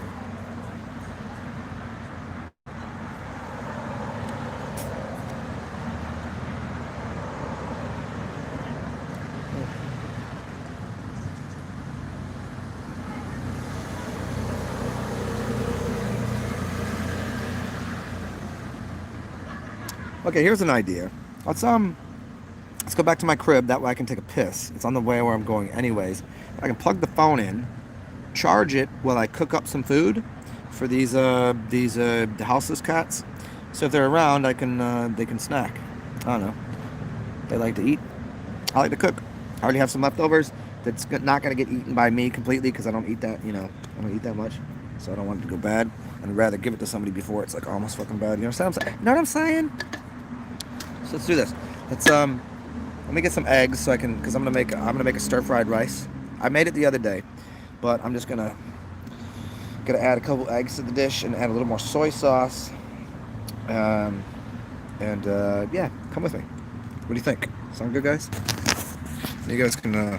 So that way, I'll be able to charge my phone. And you guys can. Guys can suck my dick. Yeah. Let's find a garbage can here. Hold on. Garbage can. Here. Suck my balls.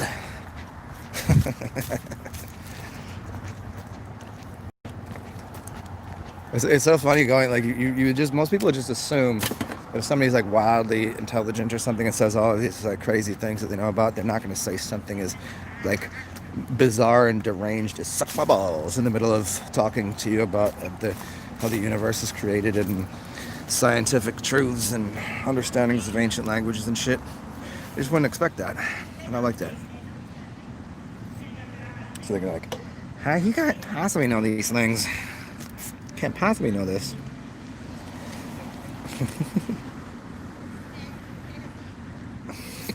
Yeah, so I think, you know what? Hey, Black Sun Hotep, maybe that's why I do it, because so I can disconnect people from what I just said, so they don't get stuck in that, thinking that like just because every time sometimes I talk, and because I have a certain way with my voice, it's monotone, but I can still, kind of move the tones and the, that I'd like to say something just completely to break the spell cast of that you can still remember what I said. You can it's still valuable, but maybe that's why I do it.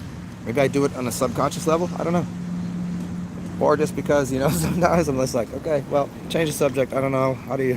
What's the best way to change a subject? Suck my balls. I don't know. Which is a weird thing to say. Now, if I just sat around all day and just said that, okay, I would hope you wouldn't hear me say something about, bro, the trees, they grow out of the ground because there's some fucking, like just some random shit, like, no, come on, just get your shit together. Let's understand something here. But just because I got sweet balls that you can suck on them, it doesn't discount the fact that I happen to be smarter, funnier, and better looking than most people. It's not my fault. I didn't choose this life.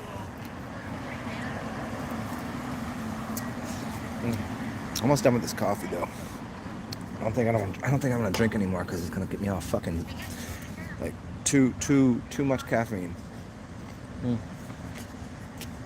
right, so when we go to the store and go buy some eggs, you guys gonna have to deal with me for being off. You guys go do your thing for a second. Maybe you gotta poop or pee or go smack a bitch in the face. By bitch, I just mean anybody. I don't know. I mean, don't be violent, but you know what I'm saying. I mean, mentally do that. Let's go collect some fun. Some eggs, and we'll go make some. We'll make some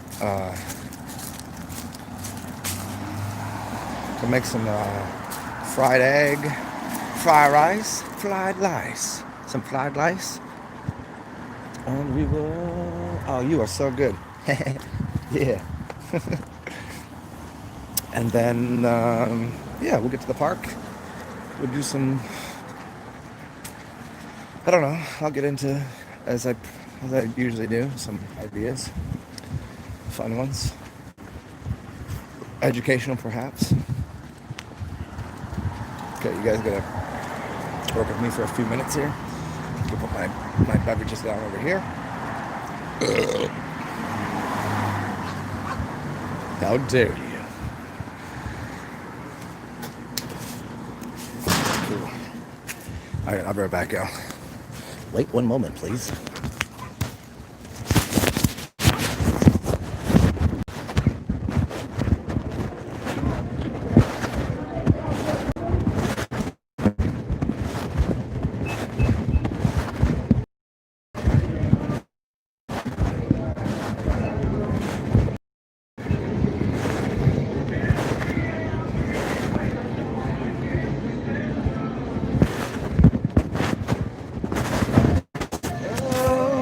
do.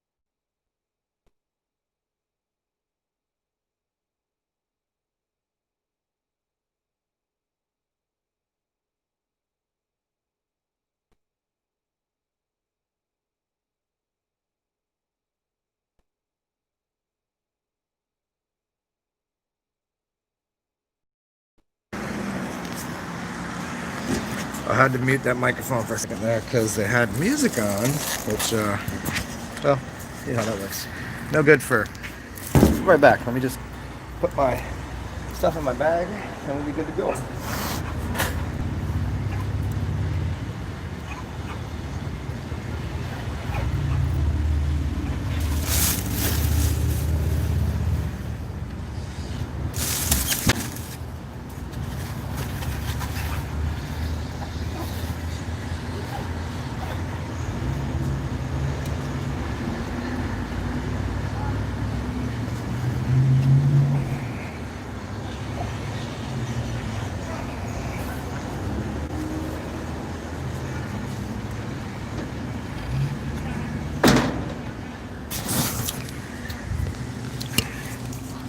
Oh, shit.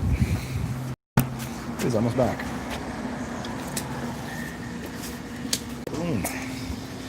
Okay. Hi, guys. I'll be with you in just, maybe about, I don't know, it's 4 minutes to get back to my house. Then we'll go do some weird shit.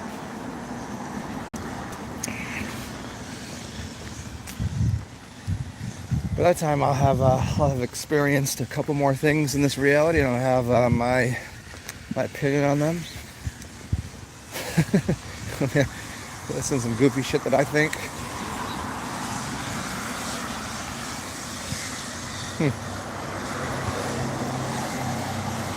Currently, I'm in search of a garbage can. And my favorite cat. Maybe you guys can meet my favorite cat.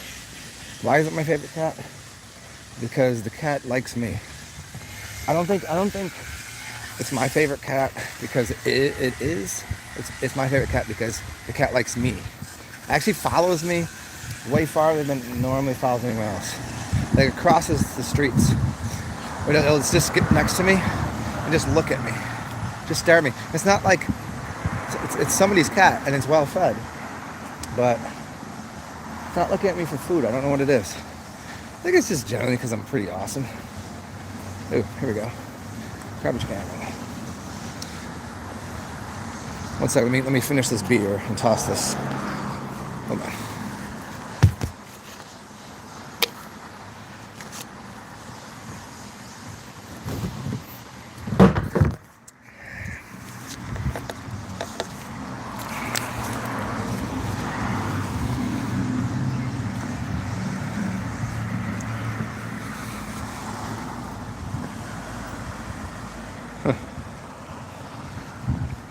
Yeah, I can't really see your comments at this point, so you guys maintain. Feel free to put something in there or just talk to each other. You know, well, type to each other, whatever that is. And I am encouraging people this year, once again, to get your shit together. Just download the fucking Zoom app. That way, when I do these things, I don't have to worry about things like playing music or, you know, you guys can kind of entertain each other and you can do more than just type back and forth. You can actually chat back and forth. You know, you can see each other's big, dumb, stupid faces if you want, or if not. So I'm encouraging people that this year to do that for many reasons. Not just because it's more comfortable for me, but because YouTube is doing their doing their damnedest to make it very difficult to even communicate on any level. So just in case, I will be very soon, and I'll be doing a couple videos with this on there. I'll be having a few different channels to be outletting my work and my I don't want this channel to get, you know, broken or anything, so I'm not going to do anything, you know, against whatever YouTube company policy, because all of my work is on here. It's just fucking crazy. Thousands of videos. Yes, thousands of them. It's not just me doing this, talking a bunch of random shit. So what I will do is leave this here as like an archive on YouTube. Then I'll go to these other sites where I'm not sure how good they are, how well they work, or how, you know. But I do know that the YouTube or it's called brand new tube, and new tube is 2 spots, and there's one or two others people tried to put me onto, but it's really weird because I wasn't able to. It was just fucking, it fucked up. I don't know, it didn't let me post things. So we'll get into that. I'll try it again. I don't know how that's all gonna work out. It's all based upon people liking and disliking your video and trading Bitcoin, really. If you comment or you say something, you say, hey, thanks for the video, and then you donate something Bitcoin wise, and I was never into the Bitcoin thing, so maybe that's why I was fucked up and I didn't have. Anyways, point is, if you do get your shit together, I will be outletting most of my things on brand new tube and new tube, and one other one, and also the ability to do lives like this is certainly a little bit more conducive to using the platform of Zoom. It's free. You guys can interact. So if I'm doing something like walking right now, I can just put this shit on mute. You guys can fuck around for a little bit and talk to each other and come and go as you please. You know? And yeah. So it's a kind of upgrade. Zoom is definitely an upgrade. And I already paid for it for the year. So I will kindly ask people for, donations. And if I do actual classes, it will be on private mode with you pay to come in. If I'm doing shit like this, it's like if you get something out of it and I answer your question and you want to give me some ducats or whatever, that's awesome. Just like here.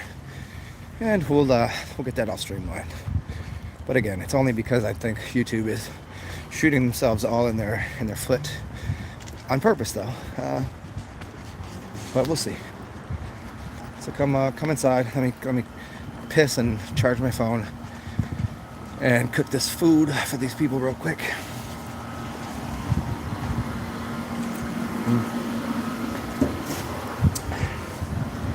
Join me.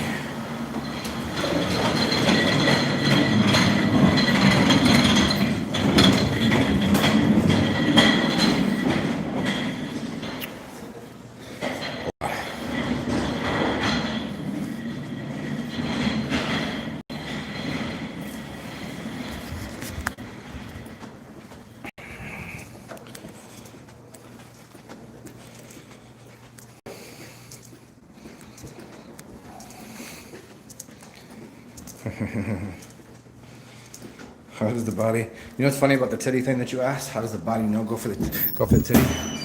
I was talking to a few different people about this concept, and also I was reading something on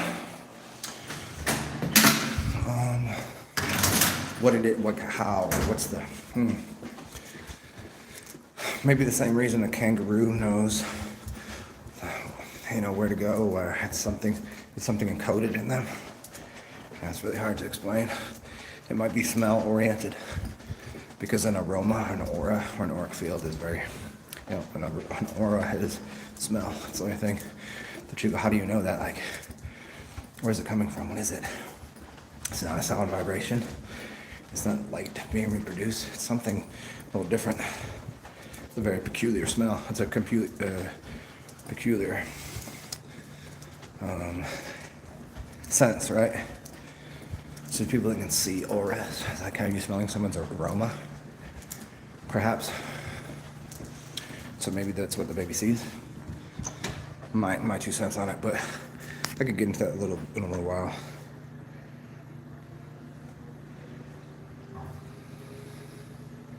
How you suck 2 tits, man? Titties.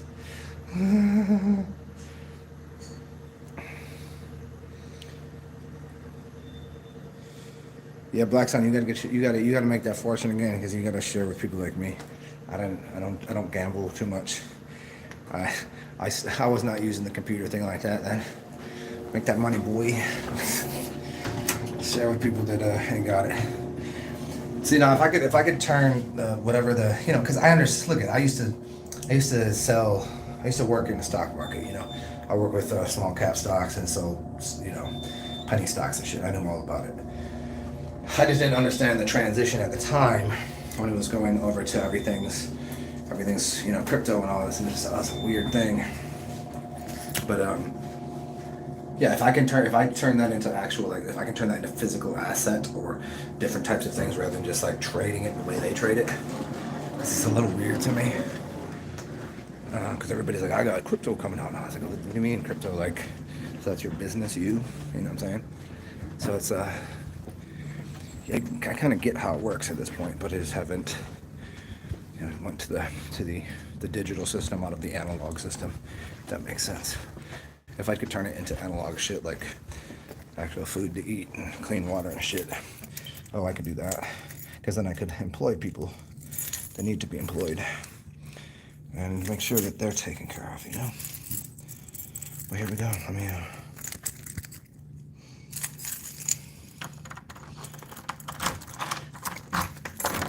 in a way, it's still trading futures. So if you understand about trading futures, it's like, what do you expect? What do you expect this person or this plant life to do?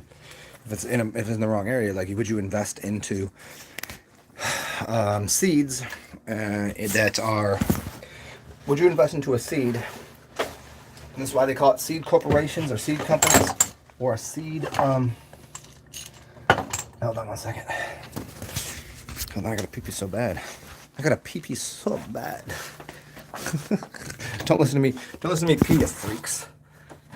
Or do whatever you gotta do. I'm gonna talk about seed corporations in a second. Seed companies.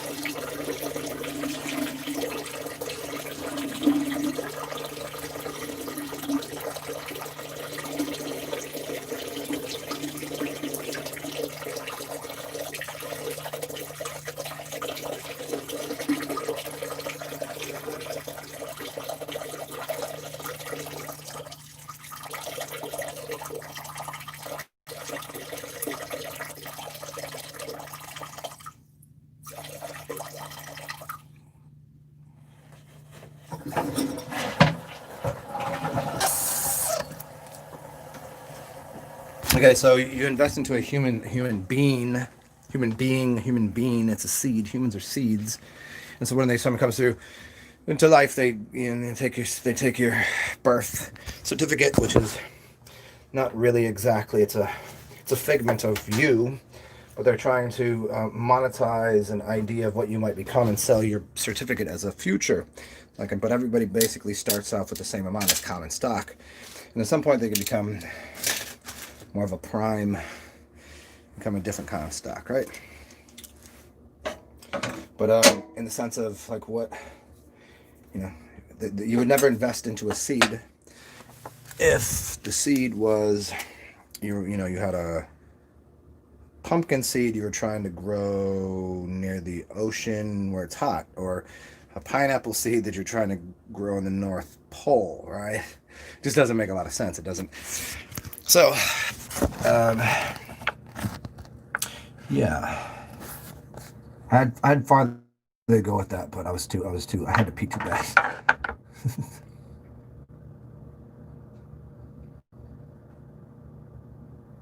Yeah, I hear you about that. The couple of times that I just never, I didn't know what I had too many questions about what was the source of it. Like I just had, and the farther I'd get into it, it's the only thing that it just wasn't. I can understand most anything on this earth, and then when people try to explain it, it was like, anytime that something, if you can't explain it to a 5-year-old, then it's that complication is something's an error here. A system should be easy to work in what it is, and in no way does anybody completely explain. You should be able to say it in 2 sentences, and no one can. And so for me, that was always a fucking giant red flag. Don't fuck with this. And I've heard of people like, stocks is about to blow up, and it does, and then all of a sudden it's nothing. It's like just vanishes. It's like a very interesting, quick way to scam people's money. It is. It really is. I mean, can it be something? Because I don't know where it came from or where it's going. It seems to be people investing into it unless you're in on the know. It's actually a more a quicker version of selling like futures on what an actual company would do. I say, hey, Blackson, I hear you on that. Money is a made up concept, and I'm down with it. Like, but going through the process of understanding what an actual value is versus what money is versus what monetary systems are, I get all of that now, but it's there still is that damn. Is this like robbing old people? Is this like literally robbing old people of their financial capacity to pay for whatever the fuck they need? Well, because I know how that shit works. You get people excited about investing in something, and all of a sudden their bank account's like, oop, sorry, the stock that you just put in the small stock. I know it's high risk, but high reward. If this business becomes something, you'll earn something. Now, I understand how that works on a physical level because that business could become something. But from the crypto market, it seems like everything. There's only a few major crypto things, and everything else is like get in, get your money, and get the fuck out. And then it's just currency. And then you take that digital currency and turn it into something physical. I get it. Yeah, I hear you on that. So that's why I say, if it's a zero sum game, I'm just not comfortable like still believing there's other people to do them like that. So if somebody else wants to do them like that and just put it in, just help me, like, so then I can actually invest into real life like situations to improve the world, because ain't nobody really about that. They just want the money to have the money, most people, because they want things. I don't really fucking care from that standpoint. I've had things, I know what they are. It's cool to have. I'm a pretty simple dude. But from that standpoint, go motherfuckers, go make me some money. Hoes, come on, go make me some money, bitches. You know what I'm saying? What do you think I'm gonna do with it? The return on the investment is literally, quite literally, it's in physical form with what I'm doing. It's not some digital, you can, it's like, hey, you know what, for me, a good investment is making sure the people around me are taken care of and happy. Why? Because then I have less problems. Why? If everyone around me, if I had a lot of things and everybody had nothing, how would that be better for me? If I had anything and everybody had something and they were taken care of, you know what they wouldn't have a problem with? They wouldn't have a problem with me. That's why if you get something, you got something nice, everybody's like, fuck this motherfucker. I don't want shit like that. I don't want those problems. You know what? I'd rather everybody else happy around me, because then they're going to be delightful. I like happy people. See, most people don't want that. They just want money so they have more fucking things. Anyways. So yeah, bitches, get to work. Make grandma some money. So here's what we're going to do. I'm going to make this fried rice real quick. Oh, let me plug, before I forget this, the most important part here was to plug this mother bitch in.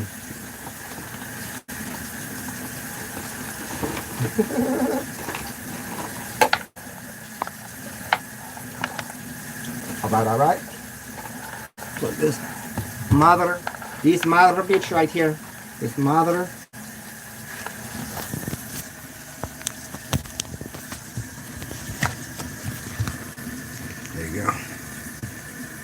Okay.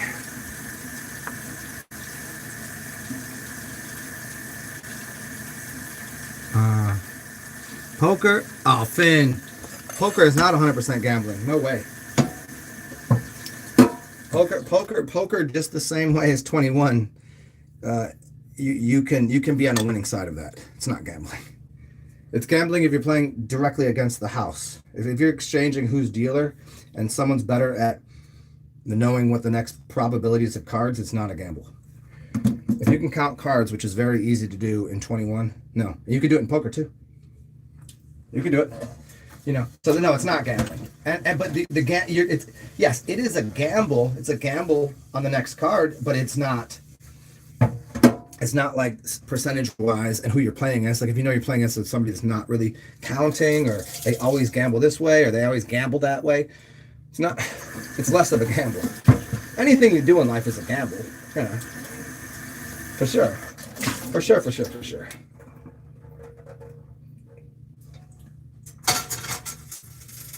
But in the to say that it's gambling, just like in the purest form of gambling, the purest form of gambling is I stand here with a quarter and I flip it. And you don't know whether I'm starting with it heads or tails, and it's going to land on some weird fucking thing, and And you two are gambling against it's head or tails, and you two they do that. That's the purest form of gambling. That's a 50-50. That's complete. There's no other way to look at it, because you don't know how high I'm gonna throw it. You don't know where. That's even more gambling than random number generators. That's purely gambling. Anything beyond that, anything that is digitalized is pretty close. Digital systems, there's no gambling there. They already know what's going to happen. But any system that, gaming the system kind of shit. Anything that's like, that you can see there's X amount of cards left, you have a way of knowing what's already been played and what hasn't been played and what's the probability of the next card showing up. That's not, then you're playing computer systems. Like, think of it this way. You think the best computer systems? You think the best chess players can ever outdo the best computer systems right now? It's not even close. It's not even close. The computer system will almost purely never lose. Like, the best of the best computer systems are not going to lose to somebody that's creative on a chessboard, because they've already seen every single move that's possible. Even though they would say infinite, but there's not infinite moves in a chess game. It's always going to turn out to be, at best, a stalemate, and at worst, a loss for the human player. There's no way of winning that game.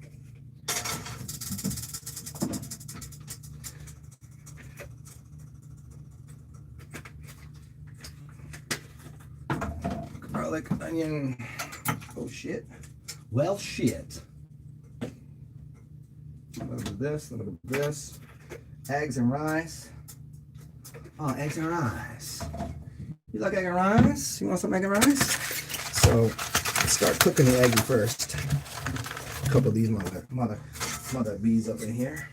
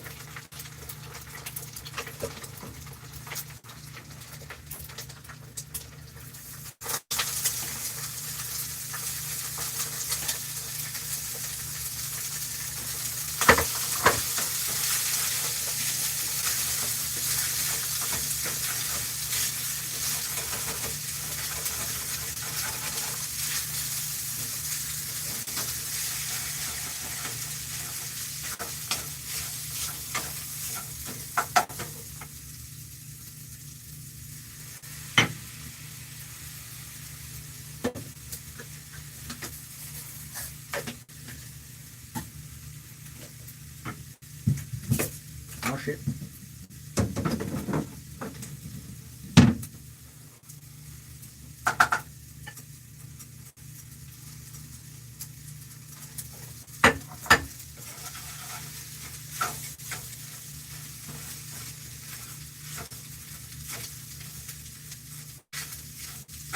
Okay, almost done with the fried rice. We'll add one more egg for some fun. The Funyun rice.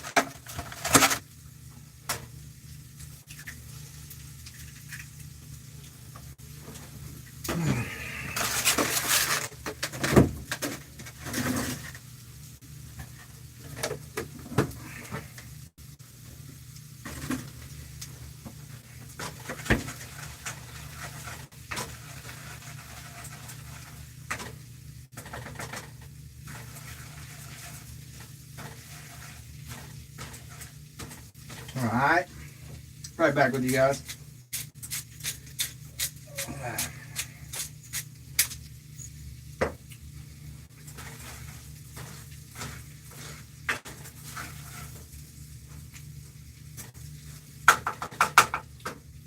Good, crack a beer with me. What's up, man? Oh, and I got some oatmeal raisin cookies here.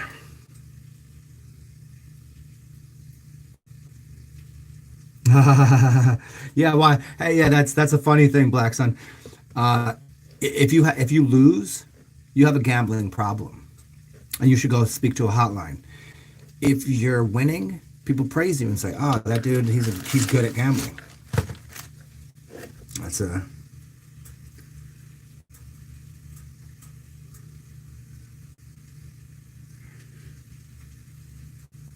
Finn, the humble winning big. I agree with that to a degree. Mm. It's the difference. Hold on, the humble winning here. That's the difference between people that are cocky versus confident. You know, if you're humble, you can be confident and it doesn't come across as cocky. Cocky players that get busted in the mouth all the time. It's those dudes that like really make some great shots and they're great players, but they let it go to their ego. If they let it go to your ego, you're bound to lose anything. If you just rely on like confidence and skill, you know, that you're good at something, you just go, just see what happens.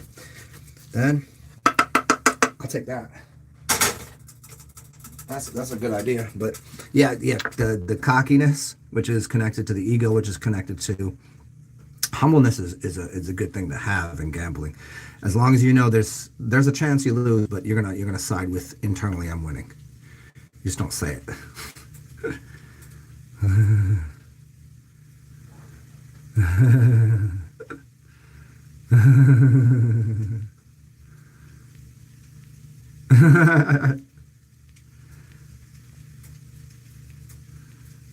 I have thank you, Blacks. I have a gambling solution, not a problem. That is the answer right there. I like that answer. I have gambling solutions, not gambling problems. It's like, if someone understood, I don't have a drinking problem, I have a drinking solution. Drinking is a solution. Alcohol is a solvent, so is water. So I can teach people about like, hey, they got to eat. If you got an eating problem, you can have an eating solution. You could take a fat person that is overweight, unhealthy, that eats all day, and I was like, you want to eat all day and be healthy? Like, yes. Here's what you need to change in what you're doing. You just change. You still eat all day. You just change little things. Just like if you were gambling, well, don't gamble this way. Gamble this way. You could teach them little things about eating. You can literally eat all day long. Anything you want it, and you'll lose weight.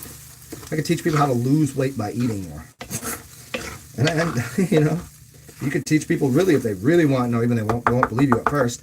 You can teach people how to put weight on by eating way less. It's facts. Facts. Mm-hmm.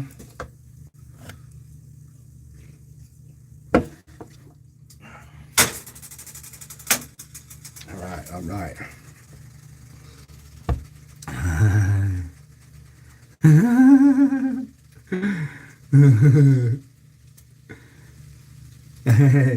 Hey, creeping on that come up, huh?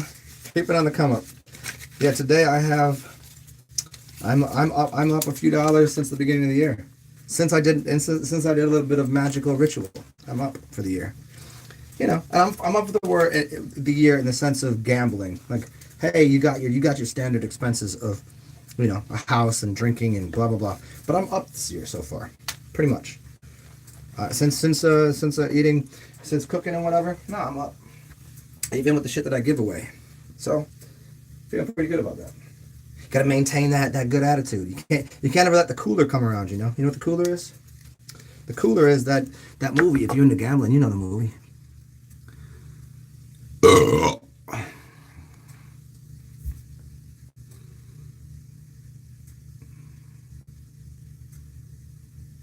Thank you, Carson.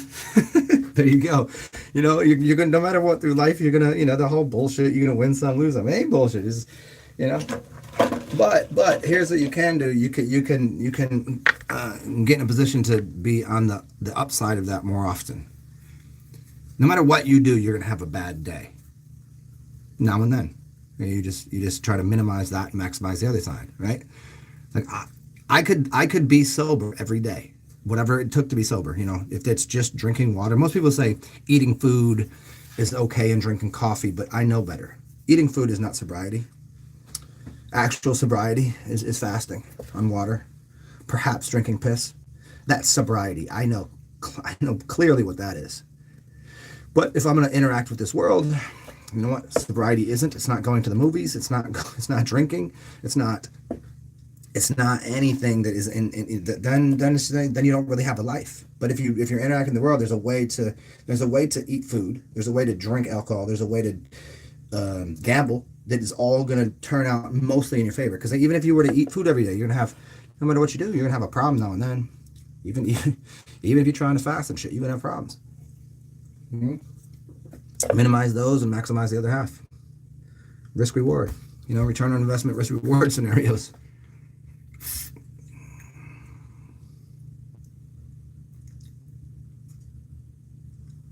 Yeah, Finn, sober and wise is where it's at. I mean, hey, that's to each their own. I mean, sobriety and wisdom. They say a wise man that continues in his folly will, or a fool in his folly will become wise. I've never found any path to be the one towards enlightenment, or to wisdom, to be wise. I don't know what that is, because some people call me a stupid fucking idiot all the time, and some people say, dude, you're the smartest motherfucker on the planet. I was like, well, I wouldn't know half the shit I know if it wasn't for the stupidity and asking questions and being retarded. So I kind of just, everything to me is simply a tool, a technique, an element that is all at your disposal to use, and sometimes it will be good for you and sometimes it won't be, and you'll get bored as fuck doing the same thing every day. I guarantee that. Sobriety will lose its fucking flavor, will lose its sweetness. Guarantee it will. Because I can tell you something for sure. Finn, I can tell you for sure that you still consume things that are definitely drugs. You cannot say you're sober. So you would be discounting and lying to yourself. You probably do other things. You eat certain foods. You're telling me those aren't chemicals, those aren't drugs. So you'd be lying to yourself. You'd have to be. You consume things that are most certainly, absolutely, without question, drugs.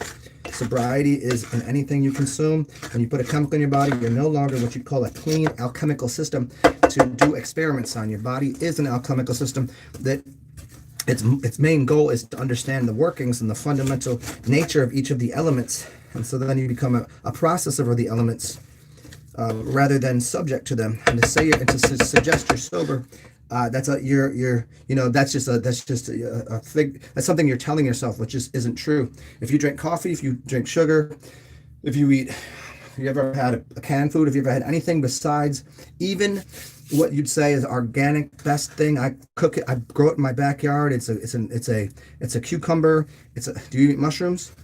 There's chemicals in there. That's not sobriety. Sobriety is a cleansed alchemical system. So most people, I don't know many people.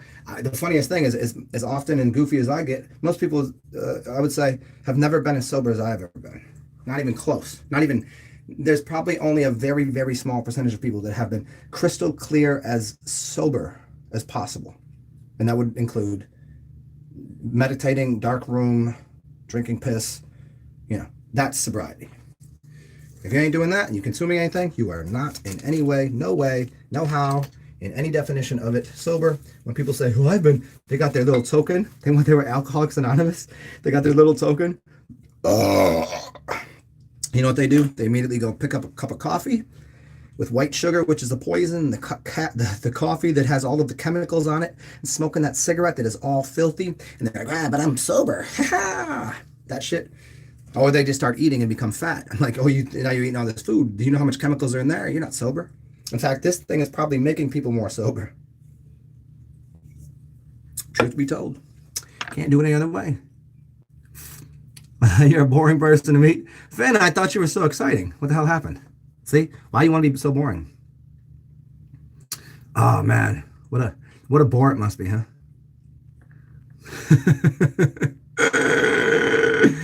Yeah, I hear you. But yeah, Finn, but no, I don't, whatever. You haven't been sober for 7 years.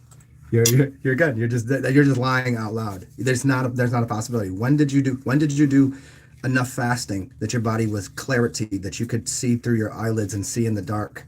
And like I'm not trying to dismiss your accomplishments at all. I'm not.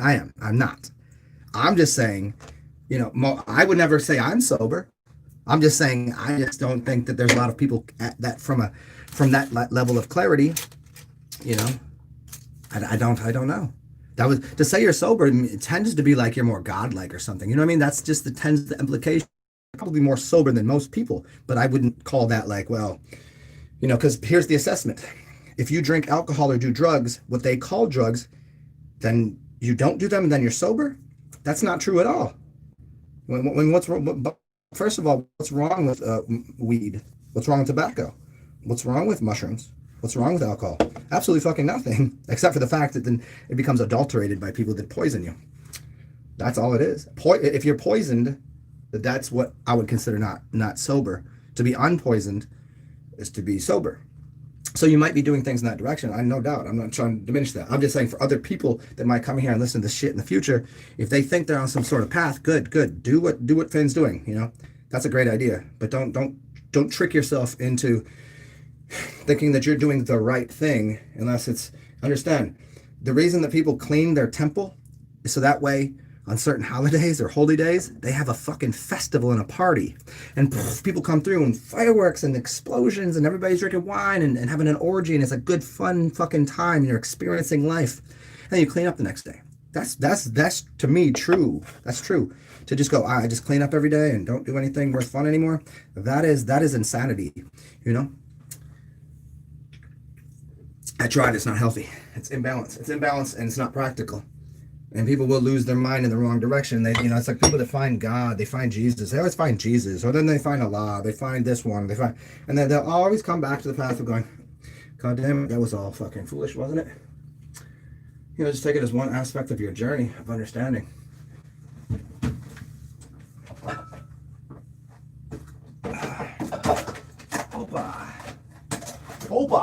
Opa. Broken condom style, huh?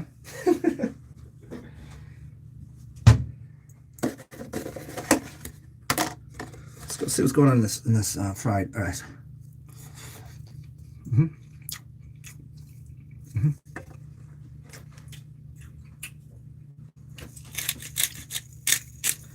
I don't want to eat too much right now because I don't have to poop my mouth, so just want to make this good. Whoa. Salty soy. That's tomato sauce. No, I think I need a little bit of a little kick to it. A little Chinese 5 spice, a little bit of hot.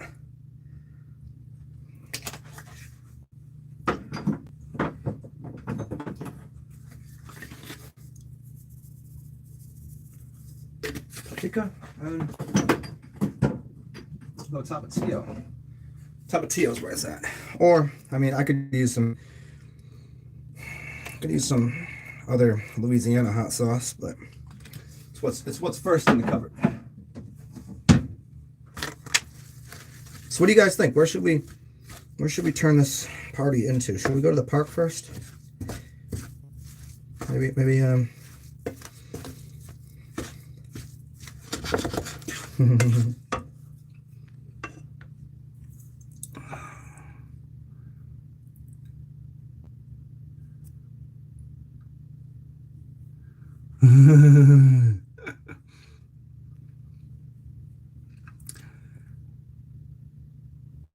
they have the problem, not you. You're chilling. You know what people that are chill are? Ice cubes. They're called the coolers in the room. It's like, yeah. I'm certain that you had such wild, extravagant experiences that so now you're breathing in. But don't worry, Finn. As much as you seem to enjoy it now, there'll be a time that you'll say, "I want to express myself again." It's the nature of the universe, the in, the out breath.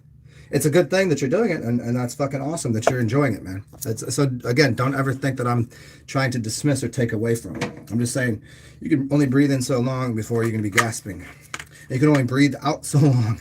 You can only expend so much energy before you need some energy coming in. That's just the nature of the universe. Whatever this fucking big thing is. Yes. That's going to be dope. What I might do, though, honestly, here is, this is impractical. I think I would, because I'm so close here, let me just reassess the situation. I'm bringing this out with me right now. Let's see.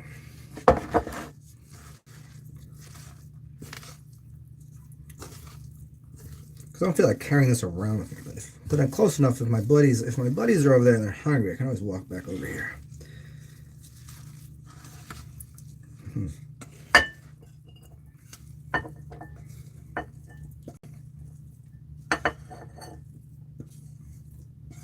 And see, this is why it'd be dope to have a bike like that. So if I had a bike, I would put it like some sort of like small like kerosene burner thingy on the bottom, so I could like go out and cook for people. And like I know people that are in the, see, part of it, the reason I never did it, because I didn't want to just be out there like, you know, cooking hot dogs and shit that I wouldn't really eat. But you know, they're happy to eat, man. So, you know, and I don't have the money currently to be getting the right food for them, you know what I'm saying? But I could go out and grill out fucking every day on the back of that little bitch. Just have it going. Probably do that. It's probably a little way to cook in the back of the joint. So I'll save this.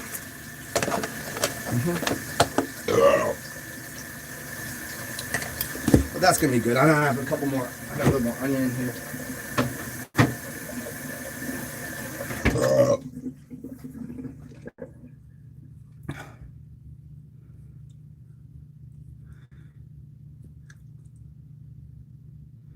What happened to Finn?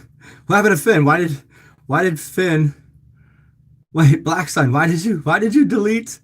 Why did you delete his messages? What the hell happened here? This is unacceptable. Now, oh, you're about to lose your privileges from having the wrench. Yo, Black Sun, you about.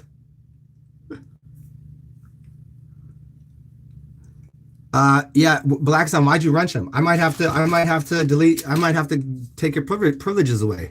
Here's why. Unless someone's being rude to the room completely or taking me off a track, then don't delete them. That's ridiculous, because now in the future, whenever someone comes and listens to this video, it looks like I'm talking to no one. They don't know what his expression was. So unless someone is coming in here, before I give people wrenches, here's the rules. Unless someone's just coming in here and being fucking deleterous and completely fucking goofy and we don't know who they are, and they're just being to cause the conversation to go askew into some bullshit, delete them, get rid of them, ban them, whatever. But if like I've been done talking, you know. It was only for 300 seconds. Well, okay, I hope, but I don't know. What was the causal factor? I don't know. It seemed like everybody was having a good time. Did he upset or offend you? I mean, shit, if it was up to upsetting and offending people, I'm pretty good at that. But and I'll take it from them to a certain degree. But if that's their only purpose, you know, and I haven't seen him to that's his only purpose here. In fact, quite the opposite. God damn it, you fucking little youngsters, little kids, little white kids. You guys gonna fuck something up, huh? Little 30, 31, 32-year-old. God damn, you got some learning to do, huh? Fucking big stupids. Hey Stan, can you call them? But what do you call big stupids out in Canada? You know, somebody that knows enough just to cause problems. You know, that just like, oh, come on now. It's like you probably say, you moose licker, you. I don't know how you guys do it. I don't know what you do.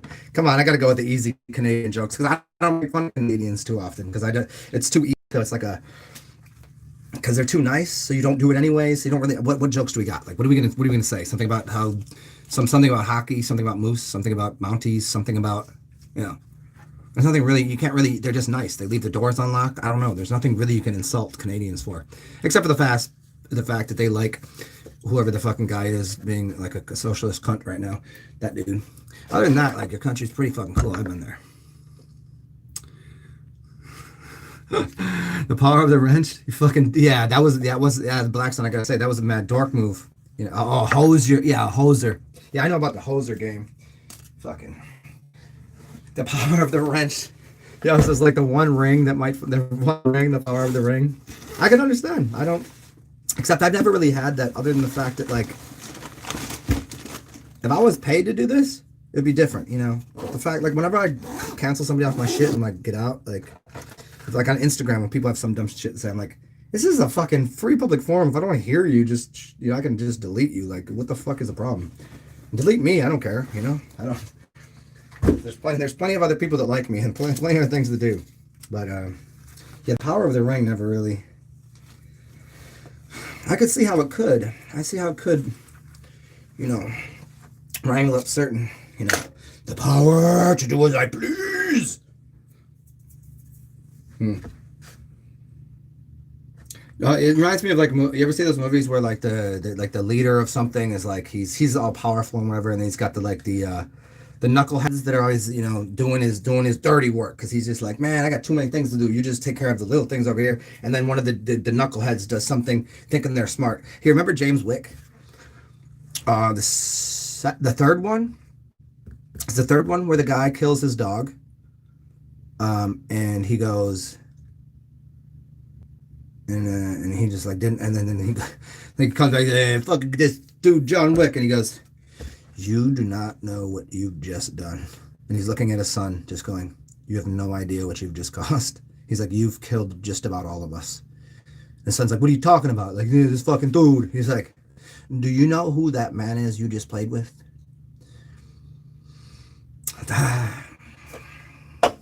He was like, ah. You don't do that.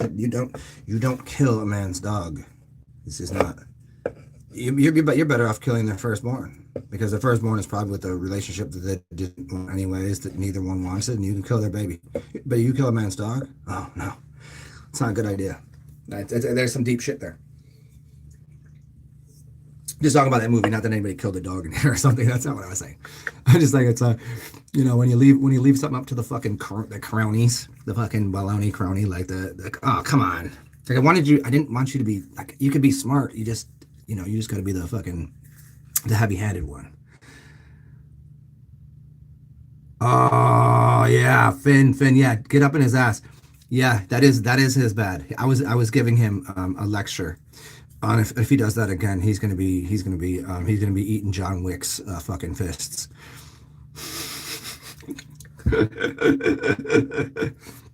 Hey Finn, so just so you know, I had nothing to do with that. I was on your side completely.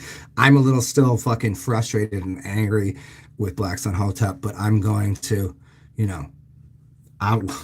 had it out, and I'm gonna let that one just slide under. That's water under the bridge for me. But if you look, you.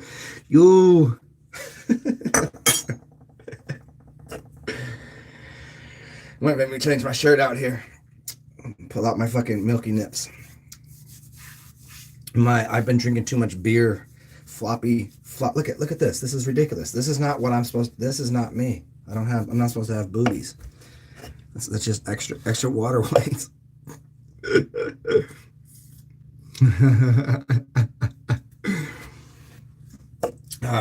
It's okay because fat can be turned into energy for working out, and you can turn that fat into muscle easier by not literally not eating and just consuming certain juices and certain you just need a little sugar to put back in your system, and then the fats they'll be gone through as reserves. So yeah, you can build more muscle after fasting on water and then getting into working out and upgrading the amount of growth hormone and using the fat for fuel, which will eventually get turned back into sugars to run your body. So yeah, the fat does in a way turn into muscle. So maybe that's what I'm doing right now. Maybe I'm gonna get up to a nice fat fucking. I don't know. You guys what do you guys guess I weigh right now? Because normally I told you I'm 5'11" tops, 5'11" probably right now. My walking around weight right now, it normally is around 150 to 155. Back when I used to do things, it was 175. I got up to like almost 190 for a little bit. What do you think I'm weighing right now? You're guessing 10.5? Okay, let me go get the... here, I want to keep this plugged in because I still want the juice in the phone. Let me go get my thing. My thing. Let's go see.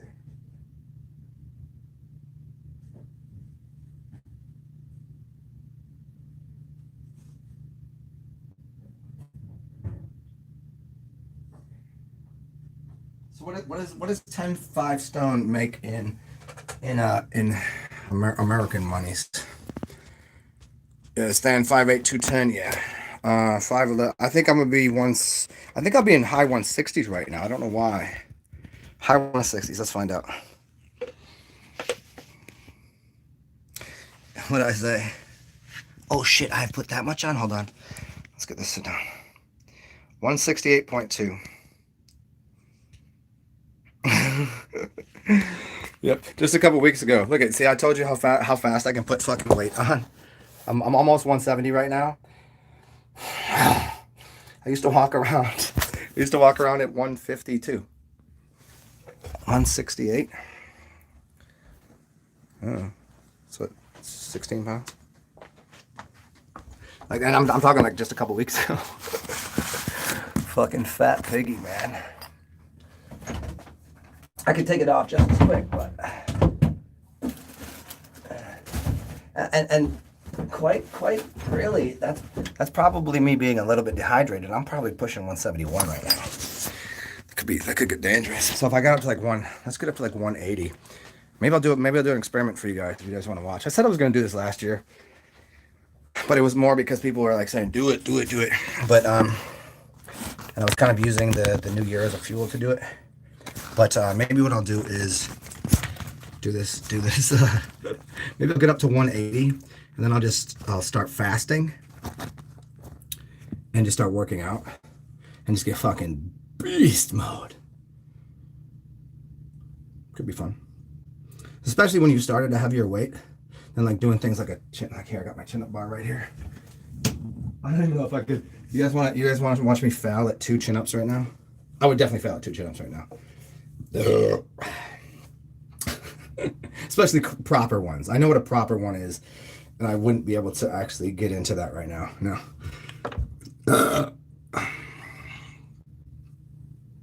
Took you 3 months. Shoes off. Get rid of shoes, hat, and probably a pound and a half. So 168.4, 167. It's probably 167. But then again, I'm probably dehydrated right now because I haven't. Last night I ate some bread and like stuff that when I took a dump this morning pulled a lot of moisture out of me, and then I just pissed after I drank these beers. So I was about equal measure drinking 3 beers and pissing out 36 ounces. Probably pissed out more than this actually. So yeah. Maybe I'll just work it. Maybe I'll just see how quickly I can just see what I can do with the weight. I think the weight will go down as my strength goes up until I probably I'll probably equal out at about like 160 before I start putting some like muscle weight on, where it'll just be muscle. But it only took me about 2 weeks to put that on. 14 days to put on 14 pounds. Fat. Just fucking slop. Sloppy Zen. Yeah, you could go watch it. I showed you. I even decided was like when I say 149 or something, was something ridiculous. Telling you, it's a mental thing as much as it is a physical thing. Like it's a going out and walking a couple days versus not. I mean, it's not like if you looked at me with my clothes off, I don't look out of shape. I might look a little on the tad skinny side when I'm light, and I might look a little bit chubby in the belly. On the fat side, but that's like 20 pounds difference, which I don't look that much different. Maybe a little bit, my face will be filled out a little more, but I could do that with just water and some oil.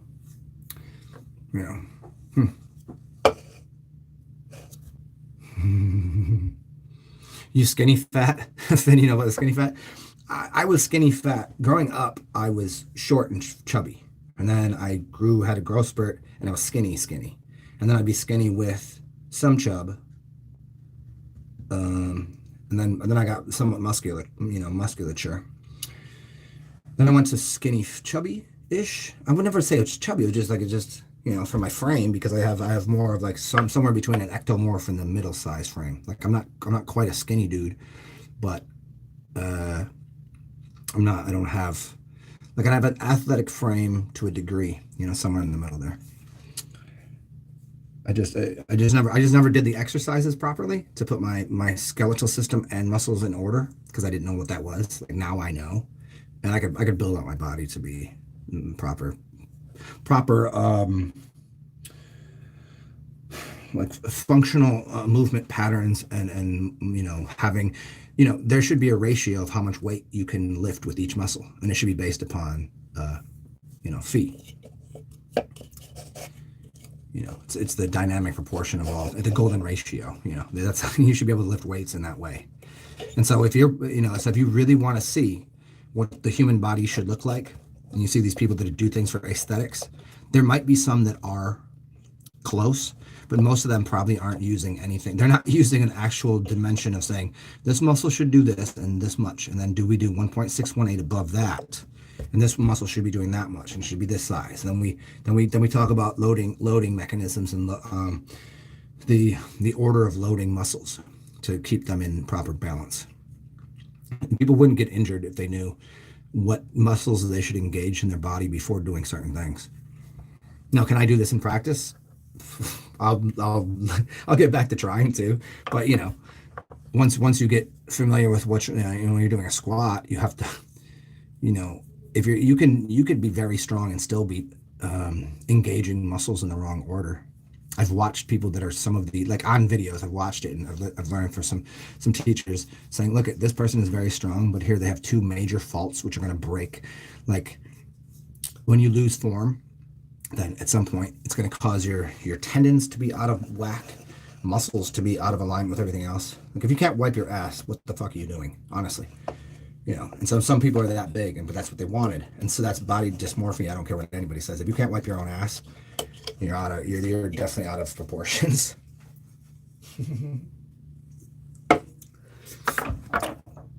then go for either way. Like obviously if somebody eats too much and they're just fat. Finn 6213.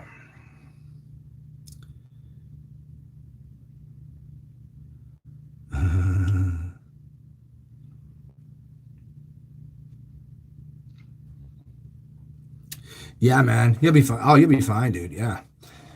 The belly fat is, well, here's the thing is here, people will put fat on their body in different ways. What's up, Lincoln? It's called last on, first off. Wherever you put fat on your body, whatever the last part was, that will be the first fat to come off. It doesn't matter if you start doing specific weight training you start doing sit-ups, you're going to build muscle there. It has nothing to do with where you're getting the fat off the body. There's a reason that fat goes where it does on the body, and it has to do with counterbalancing. It's a counterbalance to your body. And most people, for them to counterbalance properly, it will go here. Bingo wings are a thing. Why are chicks that? What is that about? Is it about where they're supposed to be having their arms? Because they need to be putting their shoulders back and have bingo wings holding their arms down.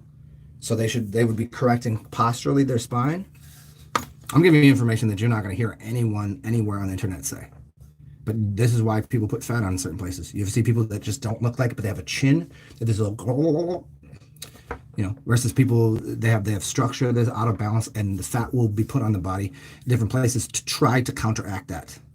But most people do nothing to change it and so they're just like, oh, I'm just fat there. So you can train muscles. You could train muscles somewhere else in your body that will encourage you to lose more fat here, because you'll put yourself in a posture that is more correct for what the human body was built to look like. And then it will start to eat fat off because the fat was the counterbalance. The same thing as a tendon. The tendon for most people will do the lifting. If you're using the muscles wrong, the tendon, which is super strong, you could hold a car up. You have 2-ton car with the tendons in your body, so it can do the work, but it's not supposed to be. It's supposed to be the muscle. So people lifting weights wrong, and they're out of posture. They're doing these things, and they're like, they get around in their back or something. Well, they put fat on in different places to try to push that person to go into the correct posture. Have you ever been on a ship sailing? Yeah. I'll give you an idea of, okay, go on to it's called a basu ball. Anybody want to get in shape really quick? Go get yourself a basu ball. BOSU. Basu ball. And all it is a flat surface with a round ball on this side. And you stand on it. You want to get the best workout of your life? Stand on that. It's half a ball. It's the same thing as standing on a boat or a ship. Because it's firing your fast twitch muscles so quickly. And it's engaging your larger muscles to keep you from falling over, your fast twitch, and your hybrid muscle, which most people don't know about. And it's engaging all that. That's why I'll take a shit out of you and make you very strong, and it'll posture you properly, because a ship is no different than a basu ball. Basu ball work faster than a ship even, because it's right there. And now all of a sudden you want to do something. Grab 2 weights, very low weights, and put them in front of you. Right? Put them in front of you so it's comfortable. They should. You know, holding weights like this, you're doing some damage here. Hold them you probably hold them this way. Light weights, and it's going to put your posture in the correct position, and then do squats on that joint. That's all you need. And that to begin with is the best exercise you can probably do for your whole fucking body. And if you really want to go hard with it, don't wear shoes. Wear socks with the grippy thing on the bottom, or do it barefooted if it's not going to be too slippery. Depends on the kind you get. Basu ball, lightweight. Learn how to do squats properly. That was one of the major things, along with using some really interesting stretching things. And I was able to go from I was able to change my movement patterns in basketball within like a week and a half. Like that I could do things with the basketball. They're like, what the fuck have you been doing? Because I was doing things that I couldn't do with the basketball a week and a half prior, because I could put my body in a different position. And it went from not like there was a so I used to be able to dunk, and then I couldn't for a long time, like too many injuries and this and that. And then I went back to like the point where I was almost playing above the rim, like where it no longer was it like me just trying to get a layup off. It was like, oh, I could probably, finger roll this and almost maybe cock back one. And I was like, what the fuck did you do? And I was just a couple exercises I did, basu ball, using a couple other things to basically pull my skin apart from my so you have the layers, and you have your skin, then you have your muscles, and you have your tendons and your all of these different things that are going in the body that kind of get stuck together, and they're supposed to be sliding freely, but because your body has become gooey and gluey, things have gotten stuck in a way. Your fascia, your fascia, your fascia is between your skin and your muscle, and that gets stuck to either your muscle or your skin or both of them. And that's one of the major reasons people are immobile. Like you can't touch your toes so good and all this, because you've eaten so much glue. It's not just from gluten, but it's gluten and the other things that you eat that then basically cause your body through dehydration to be glued together. And that's what's causing it. So you add some acid, then you add a lot of water, and you do these certain exercises, and you become mobile in a way that you weren't movable. You'll be able to do really weird things. You're like, holy shit. It was like opening up a whole fucking, if you ever played a video game, you're like, hey, buy the new package. You're like, holy shit, this guy can do this crazy new thing. Yeah. It was crazy, because one of the first days that I realized I could do, like, I was like on this, like I was on a juice fast, and I was doing these things. It was like a week and a half in, and a couple dudes that one dude that played at the college, and I used to go to the, well, it wasn't the JCC there. It was the YMCA, and I was at Indiana University, so that's D1 college. There was some dudes that played on the team, or at least was on the practice squad. I don't remember. Somebody said, like, do you know who that is? I was like, I don't know. So he's playing in the court with us. He was like kind of shooting around, and we're like, hey, dude, fucking run with us. We need more. He's like, all right. So a couple times I went up, like, the dude's like in shape. It's no joke. Like, a couple times I went up, like, bodied him up, and like. He's like, what the fuck? And I was like, yeah, I don't know where that came from. He's like, so you play a little bit, huh? I was like, it's been a while. Like, I don't know where that came from. He's like, okay. It's pretty funny. Because he was like, probably 6'4", 205, 210. Just probably two-handed dunk on anybody anytime he wanted. I was bodying him up and doing like layups and shit off him. It's crazy. Doesn't take long to get in shape, really. That's what you want to do. I mean, if you want to have like full control over your body, you could probably, like, depending on your starting position, yeah, you can fix things really easily. It takes I'll say, 3 weeks. 3 weeks to just secure that you're doing something healthy for your body, and it's in a better position through eating and some exercises and things. If you're fully out of shape, it might take you just a little longer to notice it, but there you go. And I can teach you all about this. What place on the body is the fat being taken away from when fasting? Lincoln, it's last on, first off is standard. Last on, first off. Wherever you put weight on last is what first will come off of you. That's easy. I mean, think about how you package a truck in the back. Whatever you put on last, you take it off first. That's how it works. The muscle is not being built necessarily while fasting. Muscles will be built if your goal is to start working out and doing things and using the fats, carbohydrates, everything that's being used for fuel that just turns into sugar to then causes muscles to be built. If that, but most people when they're fasting, that's not what's happening.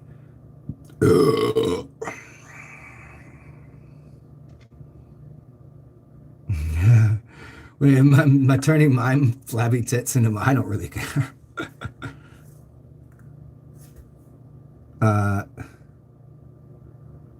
Well, no, I hear you. Look at, yeah. Oh, yeah. Well, here's the thing. Yeah, doing the push-ups and shit. This will melt off. This is the last thing on me. So for me, this shit don't bother me at all. It's like I'm just being funny about it. I've always had a bigger chest. Like if I just get rid of the little bit of like, I have a decent sized chest and I have a lot of oxygen capacity because I'm a Gemini, and I have good back, like my back muscles, like they'll get into like my wings, right? They'll get into order pretty quickly. Yeah, but the titty meat, bird chest, kind of bird chesty. Although I don't have that super skinny waist, like I never did. I always had a more, even when I was skinny, I can't get into jeans under 32.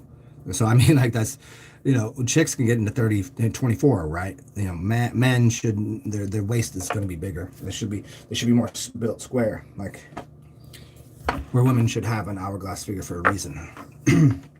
Anyways, yeah. But my chest, so I don't get that really tight little 28 inch. Some dudes can rock 28. I don't get it. I get down to about 32. I could squeeze into a 30 if I had to, but I'd be like, no matter how skinny I got, my it's not built like that. But my upper chest here, like if I did the proper things, like I'm already have suit jacket, I can't really. I'm pretty comfy in a 44 regular. I can do 42. If I 40, I'll break it. You know what I mean? And if I start doing anything upper body. Oh, flexibility in basketball for sure. Flexibility and mobility for sure. A basu ball. Hey, Lincoln, a basu, BASU ball. BASU is the name, and it's called a basu ball. Yeah. Try that out. BASU ball.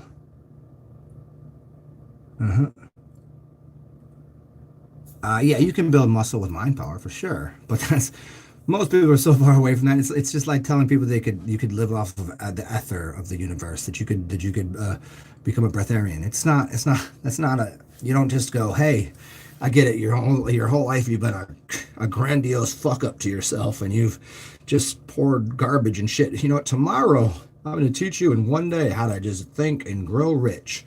Think and put your body in. No, it's not. It doesn't. You'll get there. I mean, if you want to, that's the thing.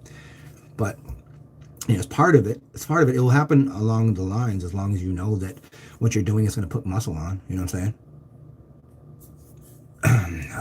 Lincoln, what zodiac sign am I? I forget. If I heard it, I would remember. I just don't remember what it is.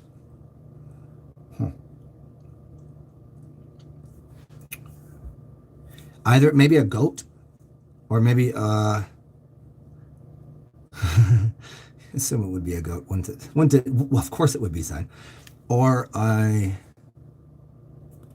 so you're a rooster? No, hold on. Lincoln. Oh, so you're always like, motherfucker. You're a mouthy motherfucker, huh? Yeah, is that what it is? You always like, hey, bright and early, it's time to go do some shit. You got that fucking that sun symbol. You waking up early, just ready to start the day. You're already going. You're like Leo kind of energy. Motherfucker. You probably have air. You have a lot of air and fire in your sign.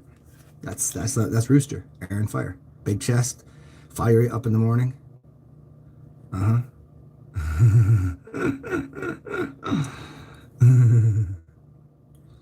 Okay, well, we're gonna dip out of here in just a little bit. Let's see where my charge at. Okay. Oh, speaking of charge, let me get another fucking beer. I'm gonna trade in some of my. Oh, check it. Check it out, mother bitches. Look what I got. This was my gifts to myself. Let's go. $3, 22 ounces. Can't beat it. Guinness. Let's go. And it's extra stouty, 5.6. Usually the other one is about 4.2, I think, or maybe even in the high 3.9. $2. Oh no, 2.99. Yeah, 2.99. It's almost 2 beers. I'm good with it. If I bought a single there of a garbage beer, it would have cost me $1.99.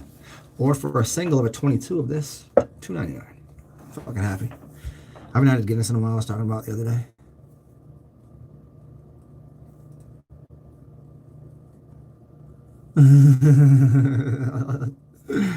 Lincoln, yeah, you start to quack quack, motherfucker. Who else sees him? You want to get some quack quacks? Finn, of course. Enjoy your nap. Good to see you. Go find some cool shit in the Astro ROM and see if see how the world brings you back some energy and currency. And obviously, I'm not shy on receiving some in return. You know what I'm saying? Feel free. Good to see you, buddy. Be awesome. Be weird. Oh, Lincoln, there you go. So air sign. So you got that cock up. Yeah, there it is. Oh, so hey, fuck it. Let's drink a little tequila. Do a shot for fun. Anybody join me? You just gotta change your motivation. Change your motivation. Changing your motivation from why you do things. Why is the most important question. It's never answerable completely. It's never answerable. We as humans, we're curious always about the why. You can't really be certain. You can't really.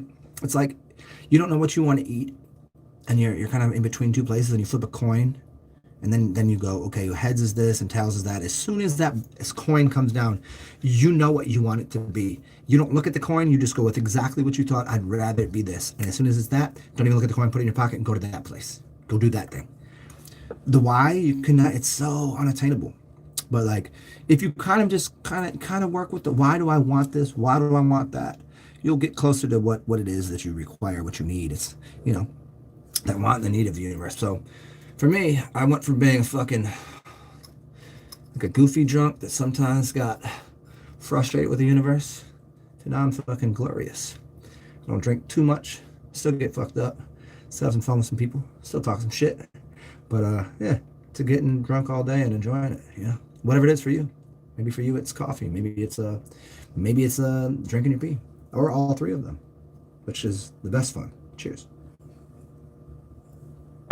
Mr. Mannion, the reason that I'm unable to send Mr. Mannion, the reason that I'm able to send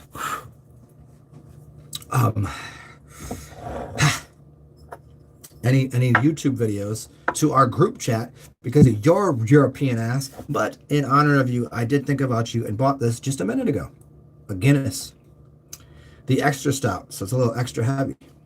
Why? I'm not sure. I felt the need to. I don't know if it was a need or an inkling or something. I also have these beers that I'm going to trade in. So trade these two in for these two. And I cooked for some people, but I'm not going to bring it right now because I don't know where they'll be. I don't know if they'll be around, but I cooked for the houseless people.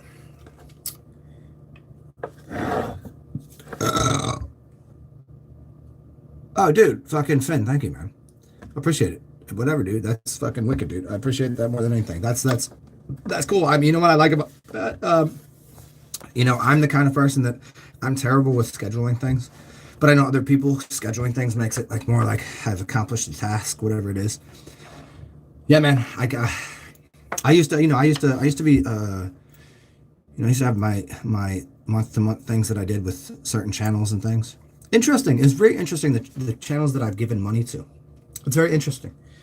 The channels that I've given money to are the ones that I've gotten the most bizarre information from. Never ones that I might have found people more enjoyable. I might have found more, like, I don't know. I don't know what it was. I could tell you the channels it's been, but I've probably given, enough cash away to certain channels.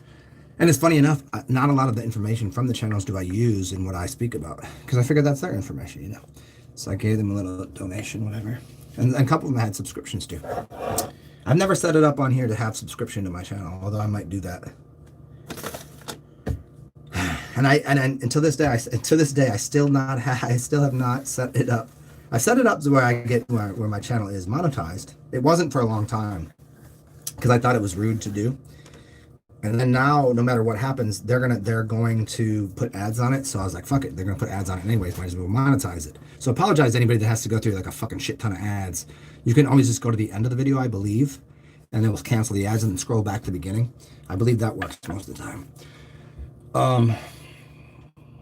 But anyways, yeah. So yeah, I still haven't even connected a bank account to the money that YouTube owes me. Which isn't a lot. It's not a lot considering how long I've been doing it. And in fact, the ratio of ads that people have been, that's it's not even close. I don't even know that I've clicked over to 4 figures. I think I'm still in the 3-figure range in almost 3.5 years of doing YouTube. Crazy, right? Yeah. So then I'll be able to do super chat and then do the other thing on here. That way, because there are people that would give to me, but because we were just talking about, because I don't do the prompt so awesome, so often. I'm not like, hey, welcome to my channel. Make sure you thumbs up and subscribe and go do the and go ahead here, go. Like I just do it at random times, just to remind people. Like I'll get you later. So I'm not like pushy about that shit. You hear me go off once in a while. I'm like, you motherfuckers, what I do here, how dare you? Pay me, bitches. But you gave it away for free. Yeah, I have fun with it. I don't know. So thank you, Finn.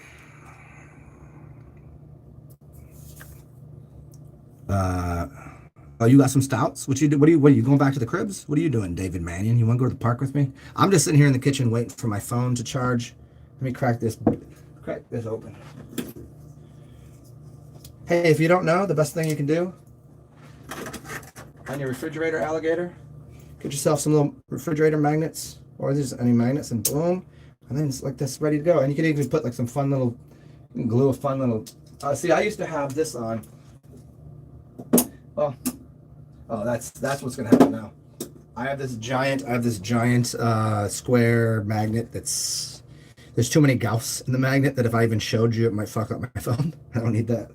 So I'll leave that. It's on top of a happy face, a big happy face. But I don't have any glue, and usually it goes on my door. So when people walk by, they see a happy face. And if I'm not having a good day, I put the frown upside down, like, don't fuck with me today. Oh, anyway. Opa.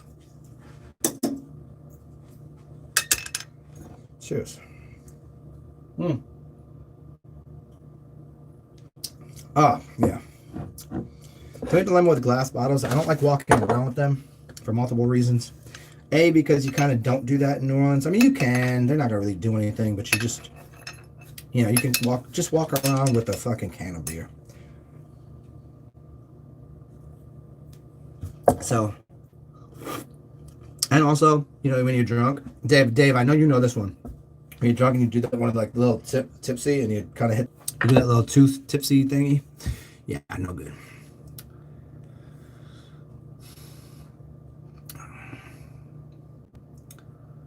Oh, no shit.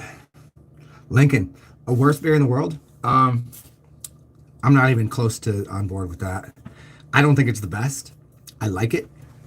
I like it when it's poured correctly at the correct temperature from a.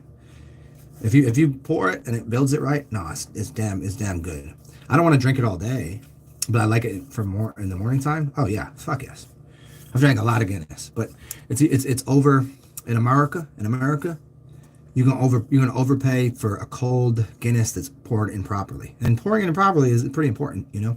And the temperature is super important. This to me is wild decent. It's wild decent. I buy them so infrequently because it's just too much beer to chew down. But I mean, worst beer in the world. You don't like that. I shouldn't like that either because it's gonna get all on my mustache, which it always does, and it's just funny to me. But yeah, I hear you on that. Yeah. Well, that's the part that I kind of enjoy. It's like whenever you have a, coffee in the morning. If you get a oh, I mean, if you like a really good, instead of getting coffee, get yourself espresso. You're gonna get that little creamy, delicious foam on the top. But there's so many beers that are no good. Do you like green bottle beers? Do you like Heineken and that skunky shit? Which I don't like. To me, Guinness and Heineken are side by side in how good they are at certain times and how bad they are at other times. Sometimes I can't stand a fucking Guinness, and sometimes I cannot stand a green bottle beer. St. Pauli, Heineken, it's just not. It's not right.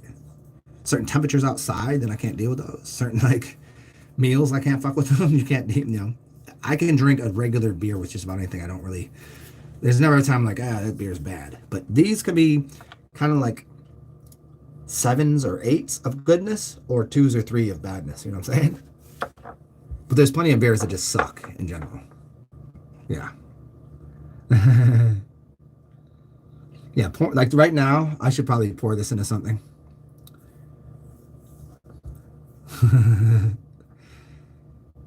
Yeah.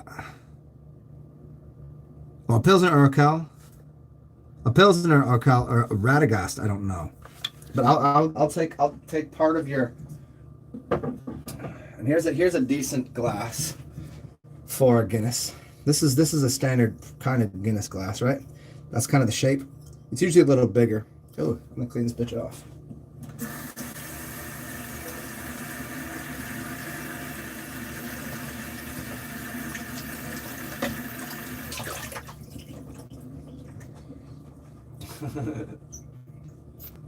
So yeah, there's this local brewery that, every once in a while you're there and they're like, it's buy a beer, get a glass to go, or buy maybe a 6-pack and they give you one.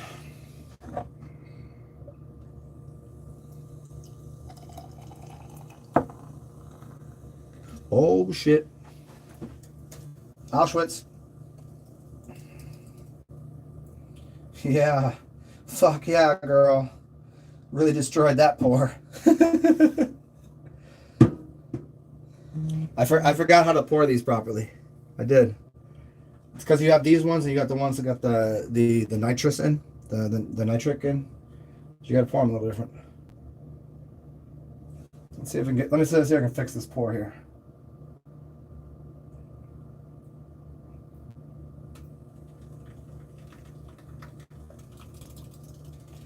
Oh yeah, here we go. Oh, that's going to be good right now. And then we should have one of, certain things you need one of these. Like you just scrape the top off, you know what I'm talking about? Okay. See, that's decent right there. That's a decent pour. You waste a little bit, scrape off the top, and you're good to go. Good to go. But even here, I gotta throw my coaster down.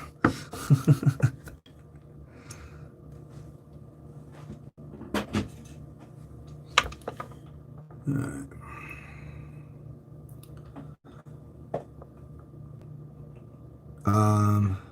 Let's see. Stan, when one's taste vary due to the time of the new time of year? I think so, Stan. I mean, if this is the kind of weird shit we get into, but certainly I don't see why not. Because certainly, sometimes like I've been eating it all the time, I'm tired of it, or sometimes you have a hankering for something. Sometimes it's needs of the body, and sometimes it's just an addiction. But I can't see why that wouldn't apply. But there are certain times of the year that certain salts would be more applicable to the human, experience, right? To the body. That makes sense. I've never really, obviously anything we can do, we can kind of overlap to to astrology, to how the earth functions, there's above, so below, all that kind of shit. So yeah, man. I'll see why not.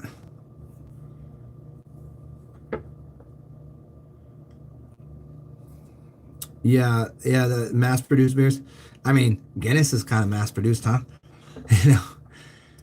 But here's the thing: is there's this fine line between just always buying the shitty, like just it's just craft brew, and been buying something that's mass-produced. Like they're equally both fucked up for reasons. But there's some mass-produced shit that's pretty good, and it's it's valuable readily everywhere for a reason. There's certain small craft brews that are fucking amazing. Like obviously, when it really breaks down to like, you're gonna take a craft brew or a major label, you take craft brew all day. It's like music. If it really came down to it, the rest of your life, all you can do is listen to pop music, which has some great shit. You know, I don't care what, if it's popular and you know the song, you fucking love it. But I guarantee you, like, if you had to go for the rest of your life, you get pop shit on the radio, some of it's gonna be great. Or you get craft beer. Craft beer is the equivalent of underground music, and I think everybody here knows the answer to that. Yeah, sorry, that was my fault. I was pouring like a fucking maniac. I was forgetting how the bubbles would crop up on that. Well, I mean, the pour turned out okay, but I think if you notice the glass now, I think the glass might have had a little bit of a residual soap in it, so that would just kill the bubbles. So I'm pretty sure that's what happened. I should have cleaned the glass a lot better. There's definitely residual soap in there.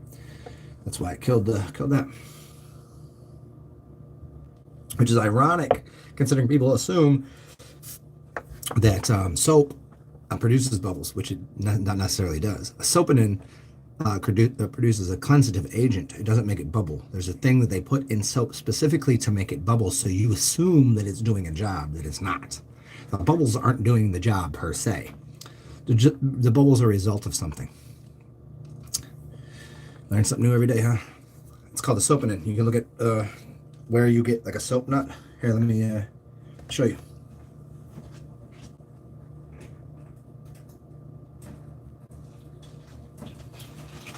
You think we play around here, huh? Soap nuts. No. Until you wash your clothes. There you go. Oh, it's called it smells so good. Soapberry. See? Soapberry. When you put this inside of you can wash your, it's called the Soapberry Wild Harvest Sapindus mucorosi. Soapberries. Possibly the most significant green innovation in history of everyday household cleaning needs. Well, it's not an innovation because it's just a fucking soap nut. But nonetheless, these things, as well as certain kinds of potatoes, and there's a few other things that the cleansative properties are not. The cleansative properties are not the bubbles that come off. The bubbles that come off of something tend to be like if you put hydrogen peroxide. The bubbles are the result of what's happening. It's not the cleansative thing itself. So, yeah. And so what they do is they make people believe it's doing something cleansing. So when you buy a bar of soap or something and it foams up, you're like, oh, it's doing something. No, it's not. Doesn't necessarily mean it's doing something. In fact, you get things cleaner. Like, how do you clean your hair? How does anybody clean their hair? Go use some piss. Cleanse your hair. Go use some apple cider vinegar. Cleanse your hair. You see any bubbles? Go use some alcohol. You see any bubbles? Cleanse your hair though, huh? So, eventually, like certain kinds of you get pissed that eventually some people say they wash their hair with it and it turns into bubbles. Pretty interesting shit, but. Oh, hey, that's so funny. She should call me. I don't know. Is she on here? Are you on here? Sometimes when I know people from here and they call me just to fucking say hi on here. Carlsberg's decent. It's decent. I just, there's a bunch of beers that are widely marketed that aren't worth the extra overhead and price of paying for the marketing. One that isn't marketed, that is a really good beer. Have you ever had a Boddington's? Boddington's is a great beer. It's not too expensive. Nobody even knows about it really, unless you drink. It's like a tan Guinness. In fact, there are tan Guinness out there, which is really nice. But it's a tan Guinness basically, because you see it and it's kind of poured the same way. It comes out with the super kind of the head, but it's a golden beer. Boddington's is pretty dope, and it's worth the money because it's delicious and it's not overpriced. You're not paying for the fucking marketing on it. Like, in fact, it's interesting. The marketing on Guinness is pretty big, but it's actually there we go. There's a decent. Yeah, that's good. But like, there's a decent amount of marketing for Guinness, but it's kind of trailed off over the years, and people just know it. So it hasn't. The marketing is at the bar. You know what I'm saying? It's that you look up at the handles and you see that Guinness handle, and you see somebody get one, and they put the little shamrock on the top, and then you just gotta let it sit. They let it sit there. They let it sit there. So everybody's like, what's that? It's brown. It looks delicious. Yeah. That's the marketing. They don't sell it on TV ads anymore. So, but everybody wants to have Guinness. Gotta have a Guinness every now and then. It's genius to have Guinness, huh? Yeah, you know what? I don't. I've only got this a few times in my life. When I say a few for a drunk, it's probably 50 or 60 times. But you know what I mean? It's not like one of my go-to beers.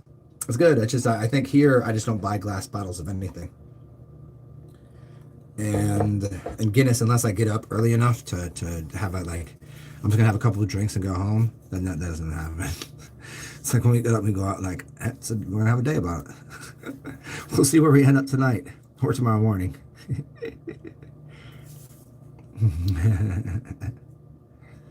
If I'm at a bar, there's no choice. I want the can or the nitrous pour, or the nitrous, that's what I want, the nitro pour. It's gotta be. It's gotta be.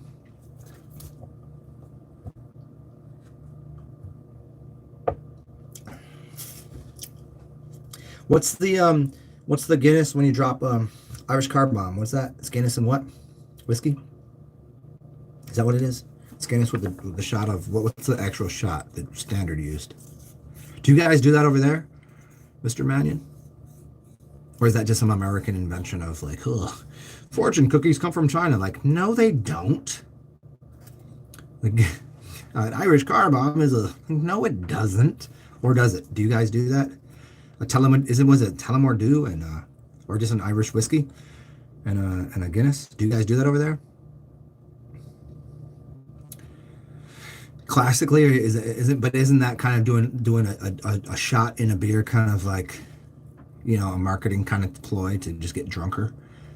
I mean, do people do that are just like, you guys are professional drunks, right? It's just like you just drink beers all day, and like, I mean, the joke on it is stupid because like, if you can drink all day, then you're pretty good at it.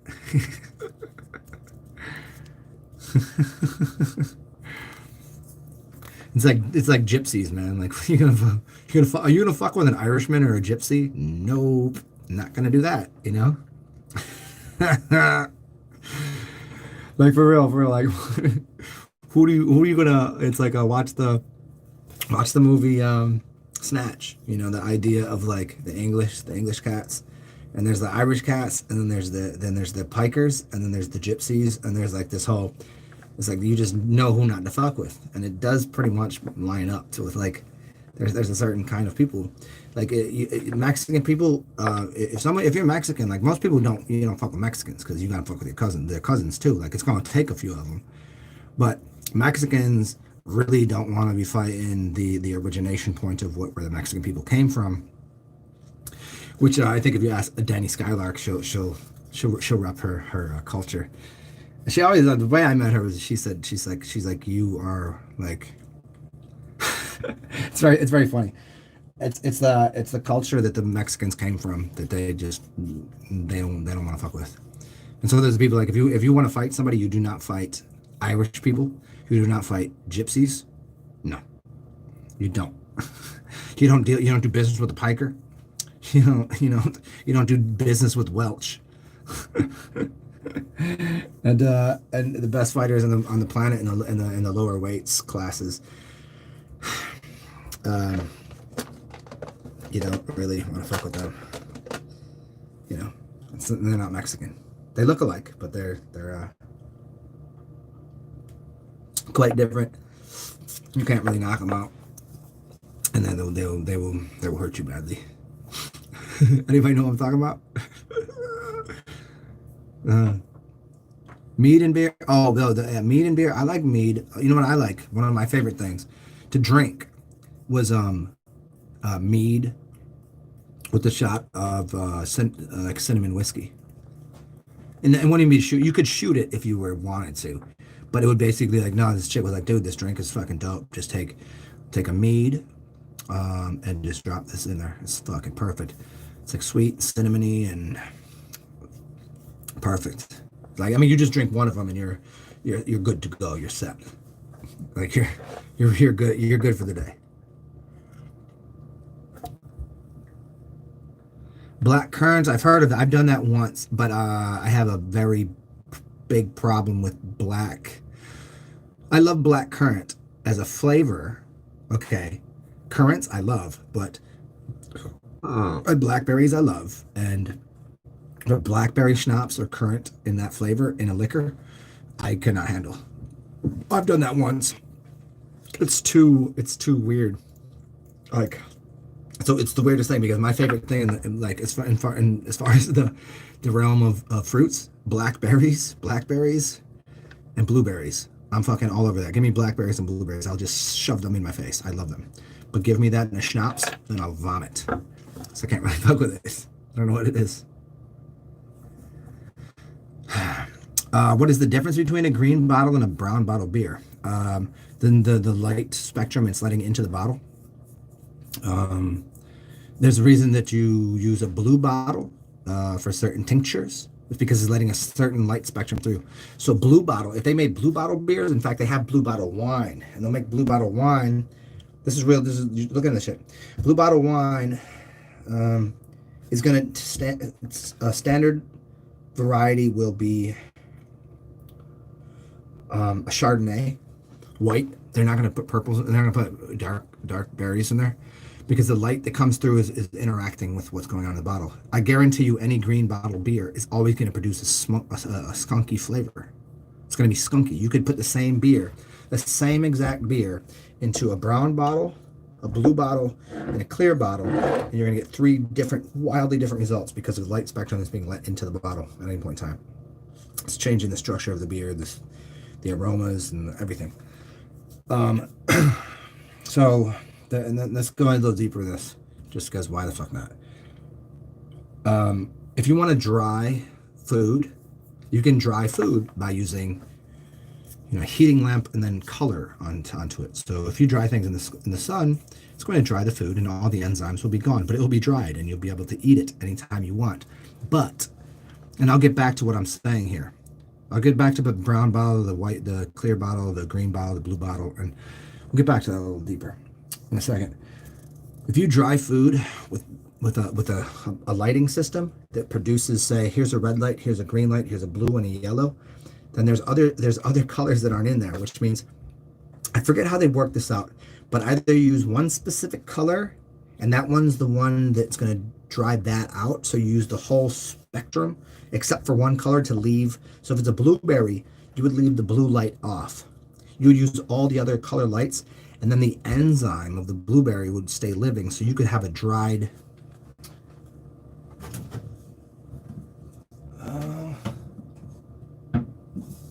Nah, it's not. I don't have it here with me.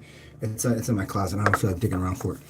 There's a few. So what you do is you dry it, and there's still a living enzyme, but everything else is dried, so it keeps it. It's actually still a living system, even though it's just dried. Whatever. So it's maintained a slight bit of moisture and enzyme in one of the color spectrums. And I'm not sure if you're supposed to dry something that's blue with blue light, or if you use the whole spectrum of the other lights. Understand? Either way, that's how that works. And so if we're working with beers, brown beer bottles, it's just letting in different colors, and this is why they'll use them for certain. Have you ever seen a blue bottle of beer? Why is that? Why do they have blue bottles of wine You see clear bottles of beer. Clear bottles are what? You find some Mexican beers. Mexican beers will taste closer to brown bottles, but nothing like green bottles. Flaming Dr. Pepper is dope. Yeah, I haven't had one of those in a while. That's a really good. In fact, I don't remember the last time I ordered one because it's too much to ask the bartender to do. You got to light something on fire and shit. Although it is a really delicious shot or a drink. Yeah.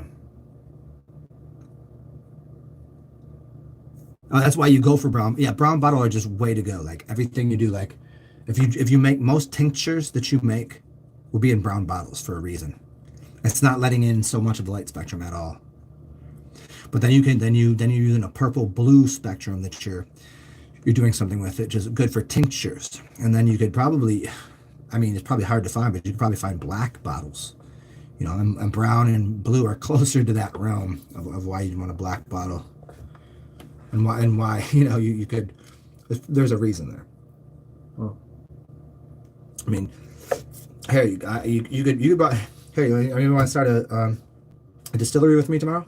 That's it. I'm not on coke. I'm not the dude like, hey bro, let's start a business. But here, we'll make one beer, and we'll make a 6-pack of beer, and we'll have blue bottle. We'll make a clear bottle, a blue bottle, green bottle, pure, clear, blue, green, brown bottle. We'll have a black bottle, which nobody uses anywhere, and then we'll come up with a new one. You think there's a reason there's not an orange or a red bottle? Oh, let's just use one. Let's see what happens. What's going to happen? There's no good reason not to use. There's no good reason that they could make a bottle the colors that they do. I know the blue bottles because I've made tinctures, and I have black and blue bottles here, or brown and blue bottles here, and I know the cost of them, and I've done the research on why they cost as much as they do. But you put different type of substances in them for different reasons. I couldn't break down the whole science to you, but it does have to do with how much light gets in there. In fact, there was a bottle of wine. There was a case of wine a long time ago that they went through this process of making it. They did the whole thing kind of in the dark. And when the wine was, man, I gotta look this story up again because I don't want to screw the story up, but I'm gonna give you an idea. They were popping these bottles that when they had they'd done it all. I don't know. They did mostly in the dark, like almost all in the dark. And when they put it into the bottle, there was no oxygenation. They were somehow putting it into the bottle through a small syringe into the bottle through the cork, so that as it got in there, no oxygen has touched it, and they pulled it out of the cork so that no oxygen ever got in there, and the wine didn't age the same because it didn't get oxygenated, so it didn't change the color. And they'd found that the wine they thought went bad because of the color of it. And I don't remember if it didn't turn yellow and it just stayed clear-ish, or if it went to a different color, where they thought it was bad. And they cracked it open and poured it, and they're like, holy shit, it was some of the best wine in the world. And this was shit that they got somewhere because they said the company that made it thought they just ruined the wine. But after a while, it was actually it's like some of the most you find it's expensive. It's not really, nobody tried doing this again. Try to look that story up if you can find it. Forward that to me again, because I read it a long time ago, and it's just something that when I read it, I wasn't really, I wasn't into beer and shit like that, and what the chemical process was. But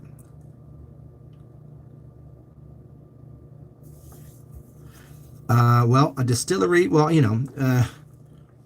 we could do all things. I'm familiar with making beer. You can't really having a winery is a whole fucking process. That takes a lot of land, a lot of shit. That takes a lot of knowledge of things. A distillery is pretty simple to do, and you can make some dope shit in a distillery. It would kind of be a brewery distillery. It would probably be half and half. Most places are one or the other. And I think that's just specialization, because some people like think they can grab one. So, there's breweries that people, they call it like the beard hair brewery, where they'll take a beard hair from someone, and so there's a bunch of different bacterias, and they'll use that as a starter for the beer. And then the rest of the beer is made off of that hair of the brewer. And so they're into crafting things that way. They're crafting things using certain, like look into Dogfish Head Brewery. That's fucking dope. He's doing some wild shit. Delicious. Expensive, yes. Expensive as fuck. He's getting ingredients that you can't get from anywhere, and it's magical beers. Really good. Cool fucking guy. Look in Dogfish Head. But then you have distilleries, and distilleries are a much of different practice, because you're making tinctures. You're actually making it's top shelf. You don't get a beer off of a top shelf. You're hitting a fucking beer. Even though some beers are very, very, you drink 12 beers. You're not drinking 12, mixed drinks really. It's because it's more of a medicine. It should be, at least. And the highest form of it is a medicine. That's why you go, what do you want? Do you want a beer, which is just daily, I'm drinking beer, just staying healthy?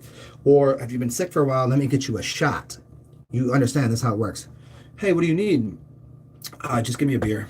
Fucking whatever. Okay, we got cool shit. Cool. Good. Now you're just healthy and going along doing your damn thing. You've been sick for a little while. What do they give you? They don't give you beer. They give you a shot. They give you a shot. Yeah, and take a shot of your medicine, because it's medicine. But most people that are in breweries don't know about distilling, the distillation practice, nor even the next level beyond that, which is you only need a little bit, because there's a process beyond distillation, which I'm not going to get into today, but you could figure it out if you wanted to. So alchemizing things to become, you need less of it to make more happen. Yeah. So as soon as this beer is done, is when we'll turn this into going back outside. And that way, it'll be right. It's funny? It will be 3:33 when it happens. How do I know that? Because it's 3:26 right now. It should take me 7 minutes to drink this. Okay? We'll see. Which is funny.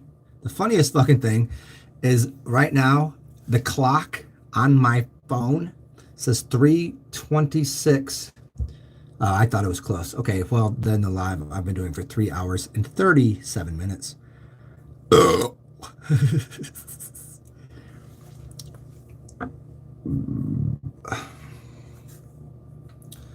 Yeah, I'm also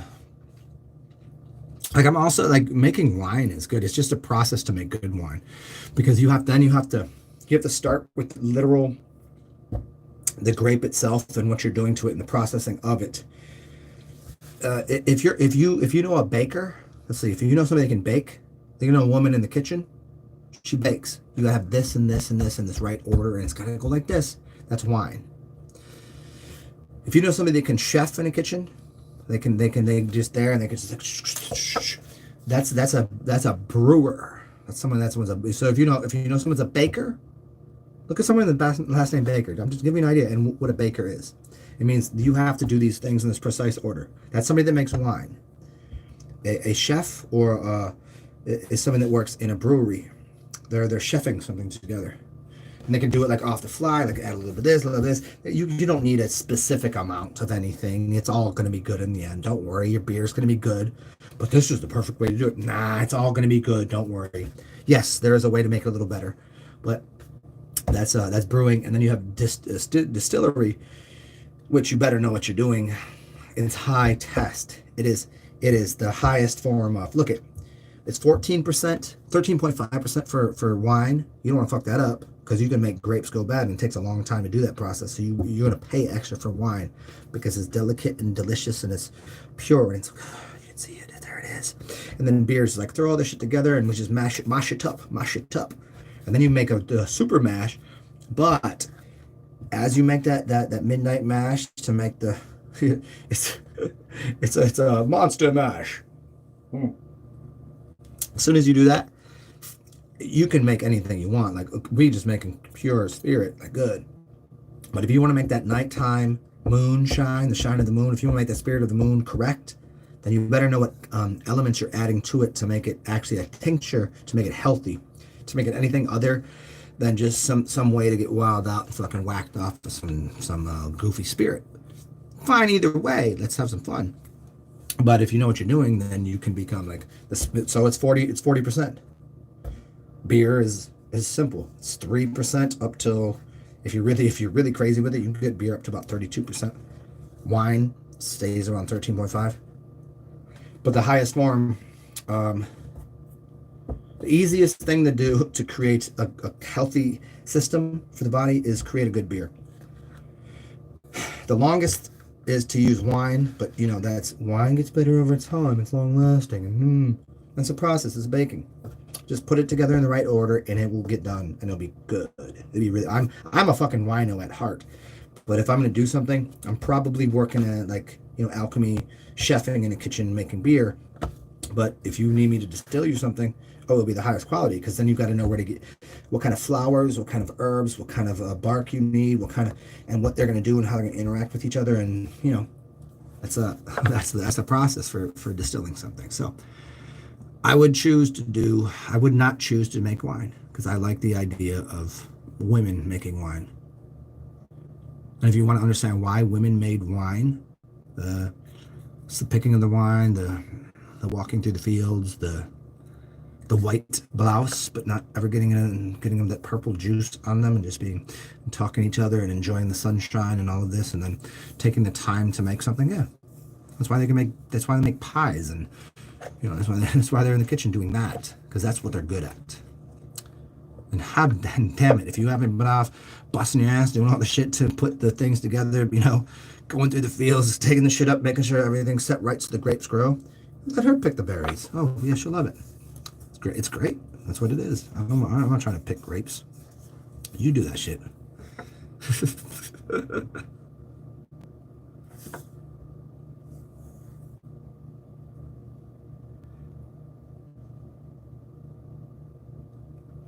Is the wine or the alcohol? Is the final thing, Lincoln? You're saying is the final thing well, they're both equally final products, I do suppose. But then they say the sweet and the sour. So sour and bitter is vinegar, and sweet is the wine. So they work. They both do something. But you can also have balsamic. You can also have different things. Yeah, I mean the final process. Nah, I don't know, man. That's an interesting question. I mean, I'm giving you an answer through like kind of a playing with it. Obviously can you make vinegar without making a wine first? Do you have anaerobic and aerobic processes to make these things, but you have to make wine before the final process would most of the time. I don't know, but can you? I don't know. The vinegar requires the wine to be made, but there is another level to using wine use vinegar to make another type of extraction, which is another very bitter, sour, acid extraction. You could use vinegar. Vinegar is another way to make. You could use alcohol to extract something. You can use vinegar to do it. So both of them have their purposes. It's like saying stay away from alcohol because it's too acidic, or stay away from vinegar because it's too acidic. It's just not true at all. I could go grab a book right now and explain to you from so many levels of how it's done and why it's done. Chemically, classically, and all that shit. If you want to know the book, it's called, his name is, I believe his name is Robert Greene. Am I right with that?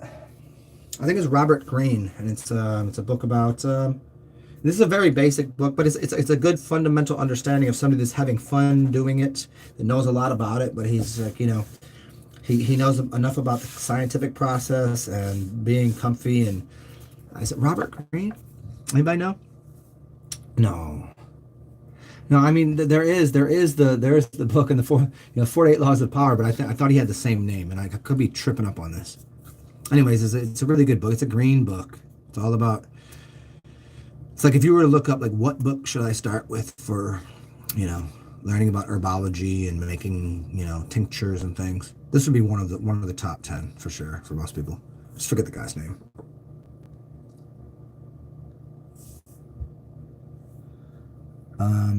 Both are used to clean things. Yes. There you go. Back to this. Alcohol cleans something, and so does vinegar. Yes, it does. Think about when you clean a window. What do? Use vinegar.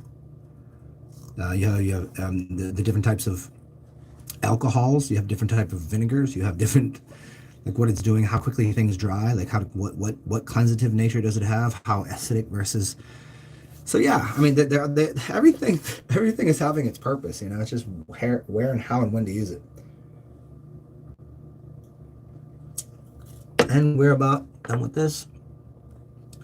Oh, I missed it. I missed the window for 3:33. It's 3:34. I'm gonna go pee, and we'll talk about cleaning. We'll talk about cleansing. We'll talk about I don't know, whatever the fuck happens when we get to the park. Let me go piss first. Right back.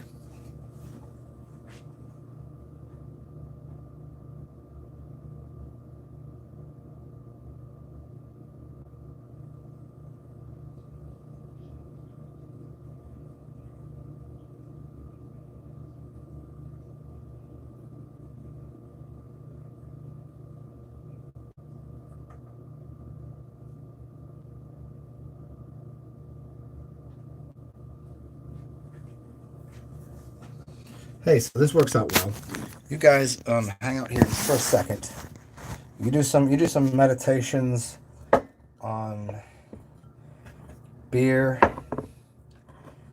liquor, death,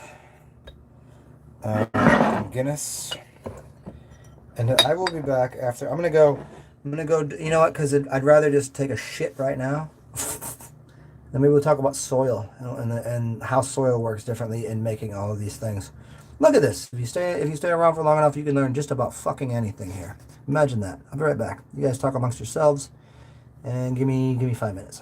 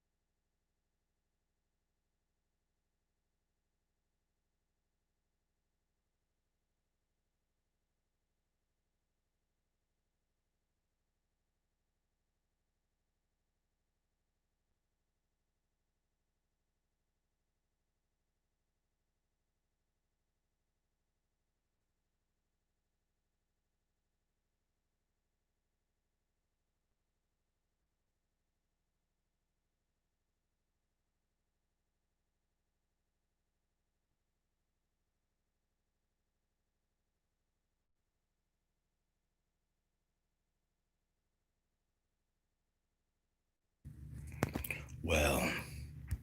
Okay, well, I guess everybody's left, so what I'll do is we'll call this a show, and if you guys are still here, feel free to come back in a little bit. I'm going to go run around and have something to share with you quite soon. Hope you enjoyed so far what's been going on in the world, in my life, in your life, and the drinks and the merriment and fun and friends that you make. I'm back in a little bit. I'm gonna put my book back on, my book bag, my backpack, hey, nice new backpack there. See you guys soon. Be weird. Be back in like a half an hour, or where the fuck I feel it, I guess. Bye.